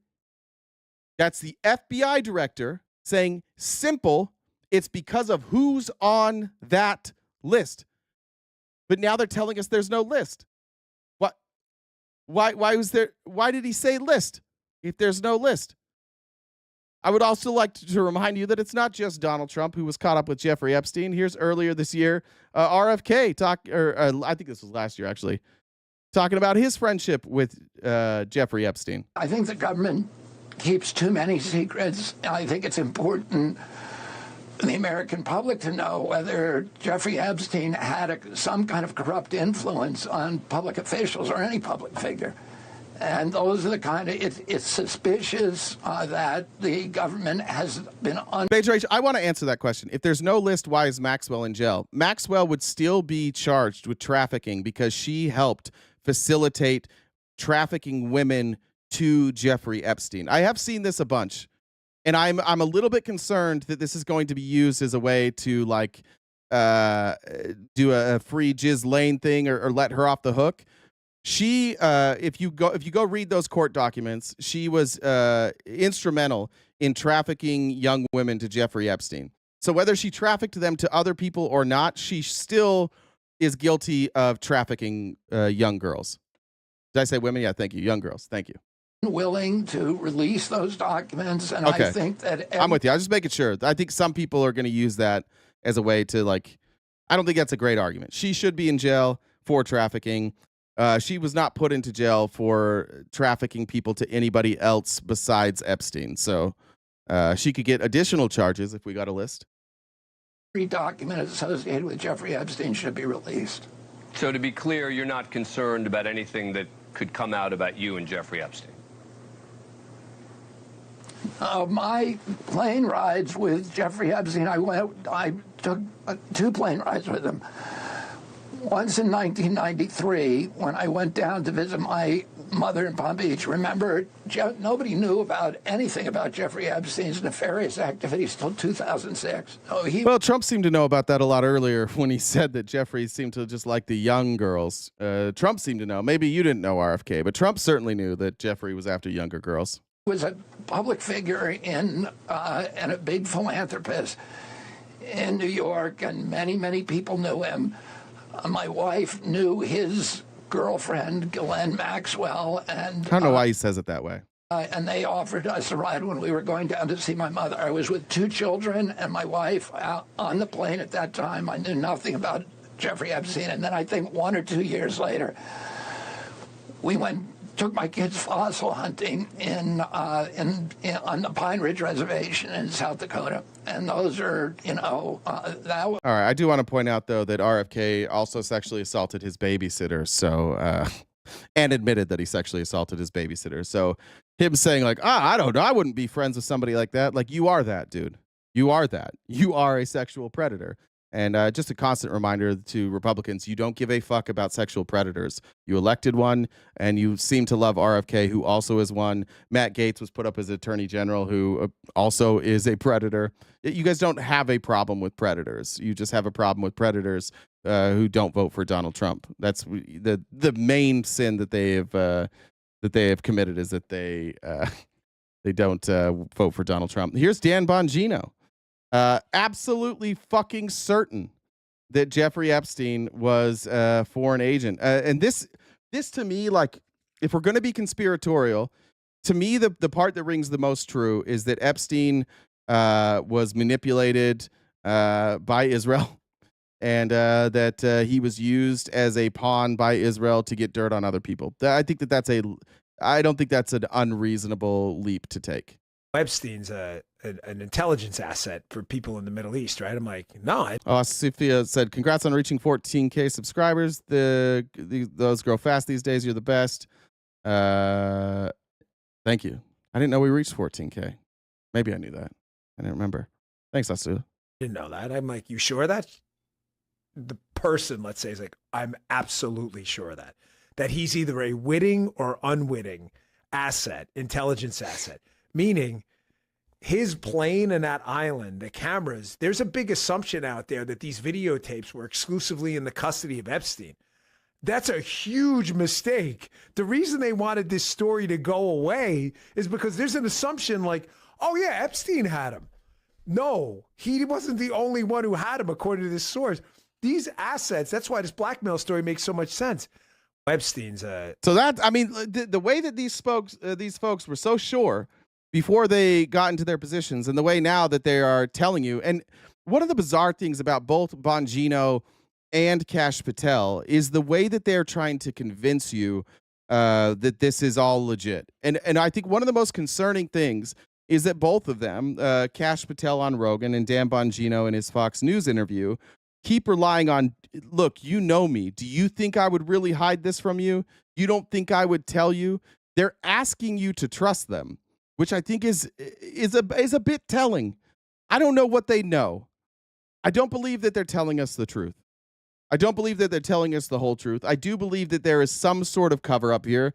Who just sent? I think Tony just sent. Was it Tony? Yeah, Tony sent that. Said they found footage that didn't exist. Yeah, ironically, we forgot about that 10-hour footage, and then we brought it back up, and suddenly there's footage that we had been told by the previous Trump administration couldn't be recovered. So did technology come so far in the last 6 years? Recovering footage? I think we've had that technology for a lot of years now. They're telling us they can't release videos showing Epstein with victims or any of the videos they have at all. Why not? They said it's to protect the victims. You can't blur? Or can somebody get these fuckers CapCut or like Photoshop or something? We can't blur? You know what I mean? Like the lies that they're telling are weird. Like, oh, we can't show you any of this because we need to protect the victims. We'll protect the victims then. Black them out. You can do that.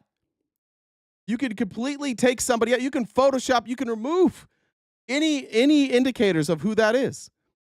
These lies don't make any sense because they have the capability to put out all of these things. That's why I think a lot of even Republicans are like, what is this? This is very strange. We know that these aren't good lies.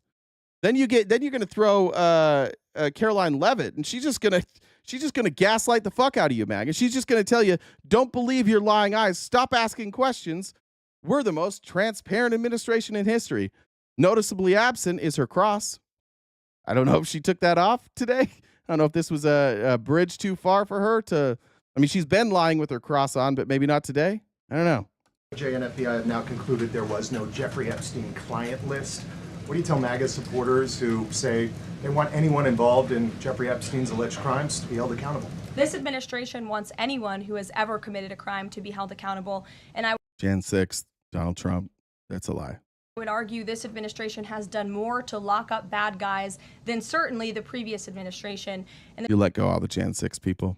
the Trump administration is committed to truth and to transparency. That's why the Attorney General and the FBI Director pledged at the President's direction to do an exhaustive. That's a Gaslight Express. She had a full double bean burrito for lunch, and now she's hitting the MAGA in the press here with the Gaslight Express.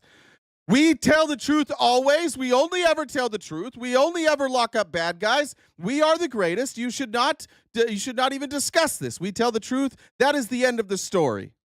Review of all of the files related to Jeffrey Epstein's crimes and his death, and they put out a memo in conclusion of that review. There was material they did not release because, frankly, it was incredibly graphic and it contained child pornography, which is not something that's appropriate for public consumption. Edit it. Edit it. Edit it. If that is your claim, if your claim is we don't release it because it doesn't prove anything because it's Jeffrey Epstein and a child, that's an acceptable answer. Like, we don't need to see those videos. We don't need to see evidence of those videos. But her answer isn't, oh, it's Jeffrey and these children. It's we don't want to show that because of the children. Like, maybe that is her answer. Maybe she just chose a bad answer. Maybe it is that it's just Jeffrey Epstein. That's an acceptable answer in my world, to say we don't need to release these videos of Jeffrey Epstein abusing people. That's an acceptable answer. I agree with that. But that's not what she said.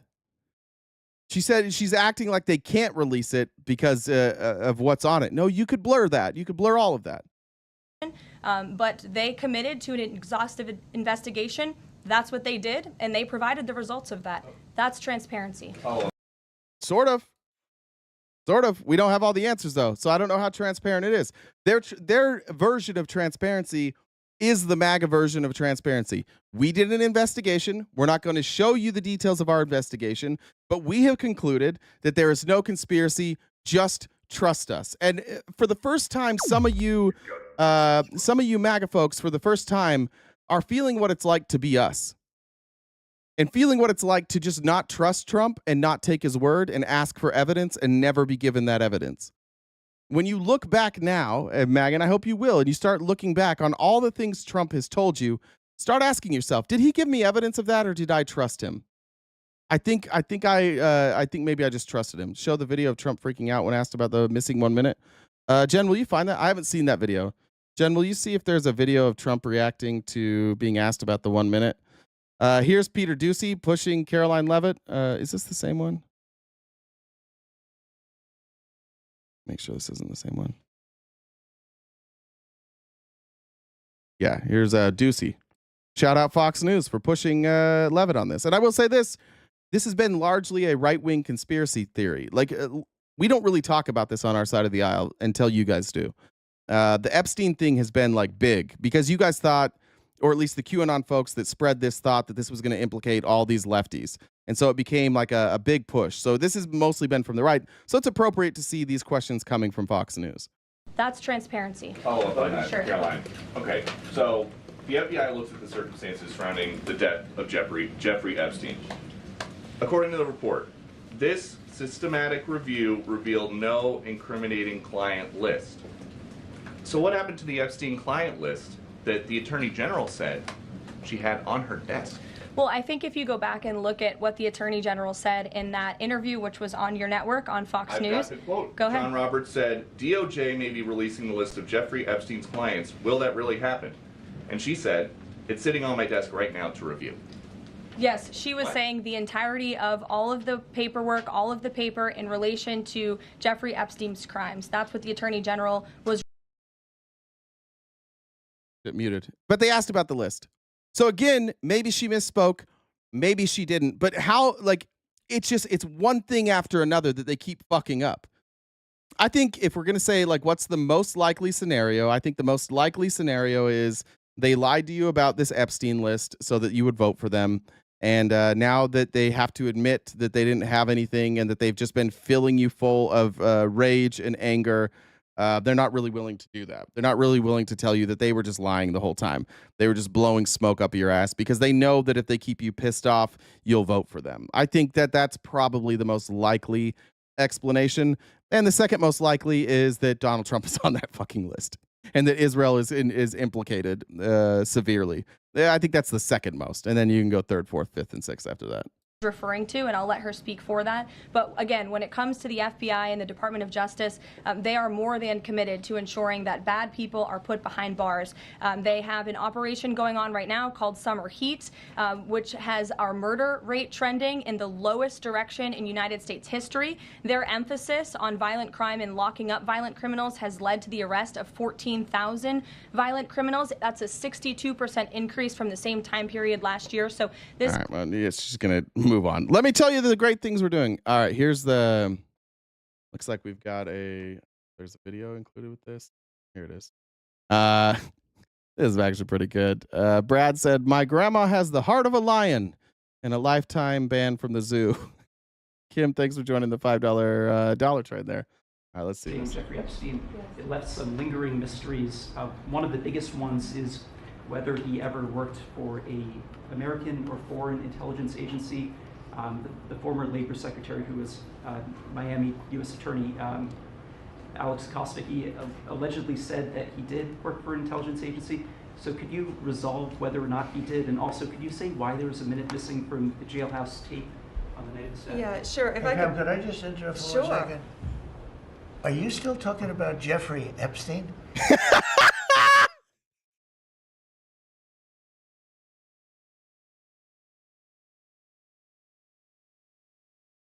Yeah, dude. Fucking yeah, dude. Yeah. You guys wouldn't shut the fuck up about it.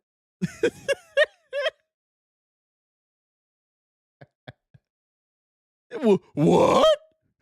You campaigned on it. What are you talking about? Why are you guys talking about this? We gave you the answer yesterday. This guy's been talked about for years. You're asking, we have Texas, we have this, we have all of the things. And are people still talking about this guy, this creep? That is unbelievable. Do you want to waste the time and do you feel like answering? It's such a fucking waste of time Then why did you just spend 6 months investigating it? Why did you take FBI resources and your attorney general? And why did you put all these people? Why did you spend hundreds and thousands of hours going over all the documents if it's not fucking important? This is crazy. I don't mind answering. I mean, I can't believe you're asking a question on Epstein at a time like this where we're having some of the greatest success and also tragedy with what happened in Texas. It just seems like a desecration. But yeah, you guys announced it yesterday. Why'd you announce it? I can't believe you're talking about something that we announced yesterday. That's crazy. This was yesterday, right? How dare you respond to something that we announced? Yeah, this looks pretty bad for Trump. He's looking pretty fucking guilty right now. You go ahead. Sure. First, to back up on that, in February, I did an interview on Fox, and it's been getting a lot of attention because I said I was asked a question about the client list, and my response was, it's sitting on my desk to be reviewed, meaning the file along with the JFK, MLK files as well. That's what I meant by that. Also, to the tens of thousands of video, they turned out to be child porn downloaded by that disgusting Jeffrey Epstein. Child porn is what they were. Never going to be released, never going to see the light of day. To him being an agent, I have no knowledge about that. We can get back to you on that. And the minute missing from the video, we released the video showing definitively the video was not conclusive, but the evidence prior to it was showing he committed suicide. And what was on that, there was a minute that was off the counter. And what we learned from Bureau of Prisons was every night, they redo that video. It's old, from like 1999. So every night the video is reset, and every night should have the same minute missing. So we're looking for that video to release that as well, showing that a minute is missing every night. And that's it on Epstein. Look, maybe maybe that's true. I hope it's true. I hope that this isn't. I hope that they didn't off Epstein. But that's crazy to watch him get upset about. How dare you talk about this thing that my administration promised for the voters and they announced yesterday? How could you possibly be discussing this thing that we talked about yesterday? That's pretty wild. Did I see that dude? You guys mad at me in the chat right now? You guys are mad at me for covering this? Jesus Christ, you guys got soft. Ben Shapiro, he says, it's all done now. It's all done. Don't worry. Ben Shapiro, agent of Israel. He says, let it go, guys. This is who I'd be concerned about, is people like Ben Shapiro right now. We now have the answers. And the problem is this. People who never hedged their bets, people who never at any point suggested to you that they don't have data to back up the speculation, that the speculation was in and of itself the conclusion that if you speculate without evidence, that amounts to an actual conclusion to an investigation, they're going to be very upset today, because it turns out that the DOJ and the FBI have concluded that Epstein didn't have a client list and died by suicide, according to a memo detailing the findings obtained by Axios. Now, again, does this put to bed like all inquiries? Of course not. People can continue to speculate as much as they want. And I think there's still open questions here regarding how did Epstein make his money? Right, that's a very serious open question. And the speculation for a long time was he made his money from blackmail. But the DOJ and the FBI, again, run by people like Dan Bongino and Kash Patel and Pam Bondi, are telling you, I'm not telling you, they're telling you, people who are members of the Trump administration, people you elected and put into these positions to get you the truth on this matter, are telling you that he gains an eyebrow every time he lies. Yeah, but these same people, before they were in the administration, told us that they had inside information and they knew for a fact that there was a list. So this is the problem. We got all three of those people you just named, Ben, told us for a fact that there was a list. So that's why we've got an issue. So they were either lying then or they're lying now. And how do we know? How do we know which time they were lying, Ben? You're choosing to trust the government. All of you are choosing, I trust the government. They're not even giving you information. They're just telling you this is the answer. Can we see the evidence? You cannot. No. You just have to trust us. The same people that told you there was definitely a list now are like, just trust us. There's no list. It's fine. he didn't in fact, he was not murdered. He did not keep a client list, and he did not blackmail powerful figures. Okay, right? That is the thing that they are saying, not I. They are saying this. They sure are. Our friend Brian from Pushing the Limits podcast, who wears his lovely, I forget what that type of hat is called. This is a good set. I'm going to be honest. Like Brian, I like Brian sometimes. He's not always my favorite, and I do think he does some gotcha shit. This is a good question. And MAGA, I know that you don't like this, but I would just consider this feud between Elon and Trump. And Elon keeps saying that Trump is on the Epstein list. Just think about what the answer to Brian's question might be. That were spoken of, and it's indefensible. Oh, this is Jack Pussabitch. Pussabitch, I think I think we discovered Pussabitch. Defensible that the answers aren't there when so much was promised. Brian Shapiro, I mean, look, it's perfectly possible. Indeed, it looks increasingly likely that Epstein did indeed just commit suicide. What is not perfectly possible, to my cynical eye about this, is that he was the only person, other than Ghislaine Maxwell, who's been imprisoned, who was ever up to criminal activity on his island and other places. It just stretches credulity. But nobody, it seems, is ever going to be held accountable other than him, who evaded accountability by dying, killing himself, or Ghislaine Maxwell, a woman. So none of these other men who were linked to this are ever going to be even remotely held accountable. It's just disappeared. Well, what I would say, Pierce, first of all, when Haba did your show, where did she get that information from? Where did that come from back in February? I would also say to Pam Bondi, she lied on Fox News, or maybe she was telling the truth. She said she had a list that was on her desk, Pierce. Where did that list go? Was she lying? Was that made up? And I'd also say, thirdly, and I know this is something that Jack probably doesn't want to bring up, but the fact of the matter is that... Master said, do you support the IDF killing kids? I do not. Thank you. Fuck the IDF. Jeffrey Epstein's on audio saying at one point Donald Trump was his best friend. We also know that Donald Trump was on the Epstein flight log 7 times. We learned that in the Maxwell case. So I don't think it's a stretch to say maybe Donald Trump might be somewhere in these files. Maybe. We don't know that for sure. But I know if it was the other way around, and if it was Joe Biden that was best friends with Jeffrey Epstein at one point, that's all Jack and MAGA Republicans would be talking about. I think Donald Trump is on this list, and I think Donald Trump is in these files, and I think the Trump administration is hiding something. I mean, what is extraordinary, I think, Brian, is that it all seems to have gone incredibly quiet from the moment Elon Musk started dragging Trump's name into the Epstein case when they fell out in posts on his X platform. And he's carried on overnight doing more posts, not directly linking the president, but saying what the hell has happened here effectively. But he was the one that ignited the Trump link again. You do wonder, is that involved here? Is Trump basically thought this is just going to be a lot of bad publicity here? Let's just get rid of it. Yeah, well, I'll say this, Pierce. Anytime somebody says something about Donald Trump that might not be true, Trump always threatens a lawsuit. Why is it that Donald Trump didn't threaten to sue Elon Musk when Elon Musk said that Trump was all over the Epstein files? I find that to be very, very interesting. Bill Maher could call Donald Trump the son of an orangutan, and then Trump will file a lawsuit about that. Why wouldn't he file a lawsuit against Elon? Maybe Elon is telling the truth, and maybe Elon knows some things that the general public does not know. Yeah, just what's a better answer? What's an answer to that question? Trump sues everybody. Trump sues people when they're not even wrong.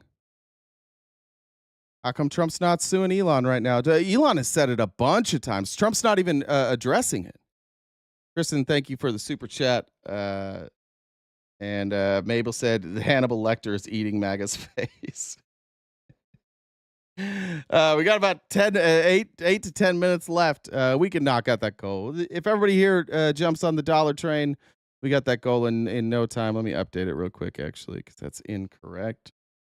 There we go. We'll knock that out in no time. Good question. Well done, Brian. It's Shapiro, right? Brian Shapiro over there in Las Vegas. And I apologize. I didn't mean I don't like Brian. I like what he does. I just think like some of it is he's like me. I don't watch me either. I shouldn't have criticized him. I'm sorry, Brian, if you're out there. Sager from Crystal what is it? Crystal and Sager. This is the MAGA wing of the Crystal Ball show with Sager, and he's on Tucker Carlson. And here's what Sager has to say: they're not having it. Most of MAGA is not having this right now. This is a real split, and I wouldn't normally cover Epstein stuff, except for we're showing it now because this shows that you've got a problem. And your problem is that you guys always just believe Donald Trump. And right now it's really hard to believe Donald Trump, and he's clearly lying about some stuff. They're clearly hiding things. They've either lied previously or they're lying now. And you guys have to sit with that. You made this mess. This is in your pants. This is a Donald Trump diaper. And unfortunately, you're on the golf course and you can't change it. You're gonna have to sit in your duty for a little bit, and you're gonna have to figure this out. But Sager and Tucker Carlson are not having it. Go get a job. Gary, is that Dad? Gary? I feel Buffy, thank you for joining the $2 train. Particularly not only deceived by the people like the FBI director and the deputy director, Dan Bongino, but the attorney general who went on camera after assuming her office on the Thank you, Tina. She said, great show today. Thank you. White House lawn, these are supposed to mean things, and said thousands of victims, we have the client list, we have the flight logs. She held a little press conference, whatever event with so-called influence. It's not a split? What's this then? What's this? I got 2 Trump voters here criticizing Trump. How's it not a split? That wasn't when I showed Alex Jones, that wasn't a split. When I showed Marge, it's not a split. God, you guys are bitches. No, we're totally all together. We're totally sticking together. I know you're showing videos of Republicans who are doubting this, but they're not. They're totally not, guys. Hang on. Don't leave your worship of Donald Trump. Keep it together, guys. We got to keep this MAGA movement together. It's not a split. It's a split. And it's your fault. Mommy and Daddy are breaking up, and it's your fault. You did this. You did this with your actions because you didn't hold them accountable. And now Mom and Dad are getting a divorce, and it's 100% on you. Gotta own this. Whatever event with so-called influencers in which she gave them the Epstein files, an infamous photo that was released. It turned out that that binder actually had redacted information in it, which was already public, just to demonstrate how they were turning they're turning the White House effectively into a performative show and making, light of the fact that there are hundreds, if not thousands, of underage victims. And I feel He continues here. With Tucker Carlson. Noticed, uninterrupted. No pushback from Tucker there. Here you go. He continues. He just said, I don't want to be lied to by these people. Why am I going to sit back and pretend that I'm not being lied to? Now, some of you, how much time we got? 5 minutes? Some of you are being a little bit bitchy. Some of you are being a little bit cucky. And you don't mind being lied to. Sager's not one of them. Sager, excuse me. Tucker apparently isn't one of them. There are some Republicans with a bit of a spine who aren't sitting in the chair with their hands moderately full and a camera in their other hand, who are saying, I do not like being lied to. I will not sit here and be lied to. And then there are you folks. We're not fighting, guys. We're not. Everybody stick together. But there's definitely cracks here, and we're going to widen it. We're gonna spit in the crack a little bit. We're gonna widen it. We're gonna soften it up. We're gonna take crowbars. We're gonna widen that up. We're just gonna whatever wedge we can get to stuff down there and widen out that gap. We're gonna do it. And sorry about that. Guy's an idiot. We don't like him. And so anytime we can split you guys against each other, we're just gonna fucking do it. And then some of you are going to realize that Donald Trump's a fucking idiot, and some of you are going to remain in the cult. And one by one, we're just gonna break this apart. And you guys, you'll thank us later when you guys go back to being like human beings and not just Trump worshipers. Thing that you say that always resonates with me is I don't want to be lied to. And I specifically don't want to be lied to by the very people who built careers. And I'm talking here specifically about Kash Patel, Dan Bongino, and many others who now work for the administration, who fed MAGA and the American people and promised them to get to the bottom of this, only to turn their tune immediately upon assuming office, lying before Congress, talking about this is an obvious case of suicide, going on the Joe Rogan podcast, and effectively asking for some level of trust that I don't give to any government official. FBI Director Kash Patel said, Republicans, why do you disagree with that? Sager's problem is the evidence that they're giving me here is that they're asking me to trust them. I don't trust the government. And a lot of you say that too, but you're lying Because you do trust the government, just only your government, just the ones that talk like you. And you don't care if they lie to you. You're going to keep trusting them. Sagar here is being, he's being, at the very least, he's being consistent. He's like, I don't care. If it doesn't matter if I voted for him. I'm not going to be lied to. I'm not going to trust him. I don't care if I voted for him. Voting for somebody doesn't mean that you implicitly trust them. It's always interesting to me to see in the chat, whenever we talk about Trump, you guys say things like, oh, I bet you didn't say this about Biden. I don't know anybody that has like a Joe Biden cutout at their home. When Joe Biden lost, we're not all wearing Joe Biden gear saying, no, he didn't lose. Joe Biden is not our identity. He never has been. Nobody is. We don't have an identity crisis here. Your entire identity is Donald Trump. So whenever we show like a Republican here who's like, I don't worship politicians, you're like, oh, what an idiot, dude. This guy doesn't work. He's a rhino, total rhino. No, he's not a cuck. And some of you are cucks. If I had this information, don't you think I would release it? And of course, I'm talking about cucks, the chickens. That's the male chicken. And I love farming and I love TikTok shop. No, I don't, because actually your actions now just in the last couple of days only vindicate the idea that this is not only a systematic government cover-up at the highest levels, not only involving sex trafficking, but going all the way up to the top levels of the U.S. intelligence, the Israeli intelligence community, implicating powerful people, billionaires here in the United States, former prime ministers of Israel, our current president, former presidents of the United States. All right. Read some comments. We'll get out of here. Johnny said to reread it. Dude has a weak grip. Pickles must use a fleshlight. No, I understood what you meant. I know what you meant. You were talking about Andrew Wilson with he just has a weak grip, so he couldn't open the pickles because he uses a fleshlight, so he doesn't have to grip as much. I think that's what you were saying. Chris, thanks for joining the Dollar Train. Trudy says Jen is the best. Apex says a civil defamation suit might require discovery. That is an excellent point, and you'd hate to see that. I think I got Hoofies. Thanks for joining the $2 train. Daryl also on the $2 train. Paul Davey says fuck Tex. Sorry, Tex. Swish says dollar train. I'm trying to be nice to Tex. He's being nice to me, but you guys don't have to be nice to him. You get to pick and choose who you're nice to. I think got it. Mom, let me check Jen's messages real quick. Bob, brother Bob says you're the go, Jay. Thank you, my friend Daniel. Thank you for joining the dollar train. I think I got all of those. M. Scott said Elon made a comment about Bannon being on the list. Interesting. I don't know. Maybe with Bannon. He doesn't strike me that way, but maybe.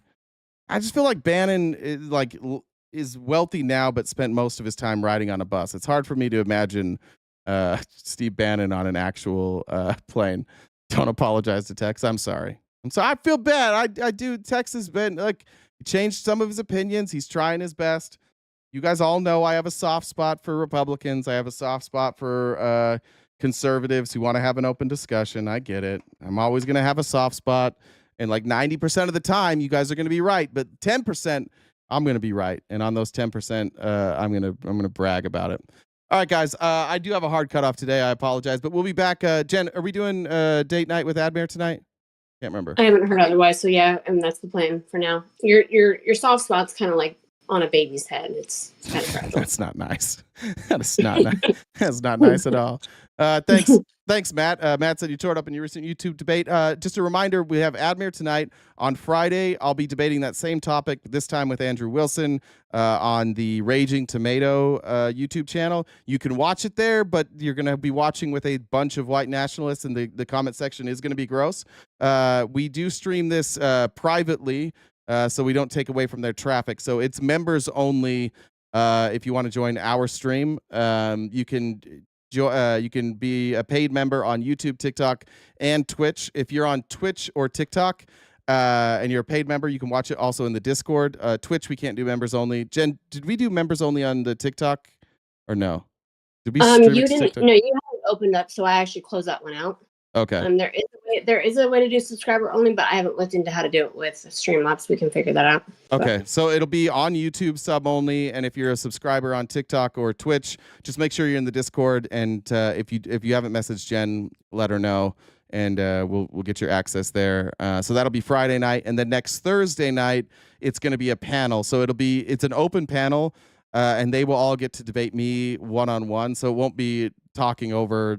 She's assured me that she does a good job of making sure that people don't talk over each other. And so it'll be open forum, and then that will also be members only. So we're trying to set up some of these member only debates, but also it's just a good way for us to take our viewership and be more consistent with it, give you guys something different, and also gives us the ability to plan in the future. So anybody that is able to support us by joining one of our membership programs, we greatly appreciate it. If not, you can always watch here, and then on those streams you can watch on the Raging Tomatoes YouTube channel. As a reminder, there's merch in our bio. We're also on Cameo, and make sure you follow us on Instagram, Facebook, and Twitter, where we post regularly, as well as TikTok, Twitch, and right here on YouTube. Did I miss anything, Jen? Probably, but nothing I can think of off the top of my head. Did I miss any comments that you're aware of? Not that I'm aware of. Double check one more time. Oh, Namasi said found $1 in the couch cushions for the train. This is a couch train that JD Vance would be proud of. All right, everybody, I'll see you a little bit later tonight on TikTok with Admir. Date night with Admir is tonight. We'll see you there. What was the final? Who won the final TikTok gifts? UA Dolphin. It was close. UA Dolphin ekes out the victory for top viewer today on TikTok, followed very closely by For My Enjoyment, Popples, Page, and Shrugs round out the top 5 with also 130,000 likes. Great job, TikTok moderators. Thank you guys so much. As you can see, when we engage on TikTok, they keep us up. They don't shut us down. So thank you guys so much for the support over there on YouTube and on Twitch as well. I'll see you guys tomorrow. If I don't see you tonight, stay cute and cool and have a great, great, great summer.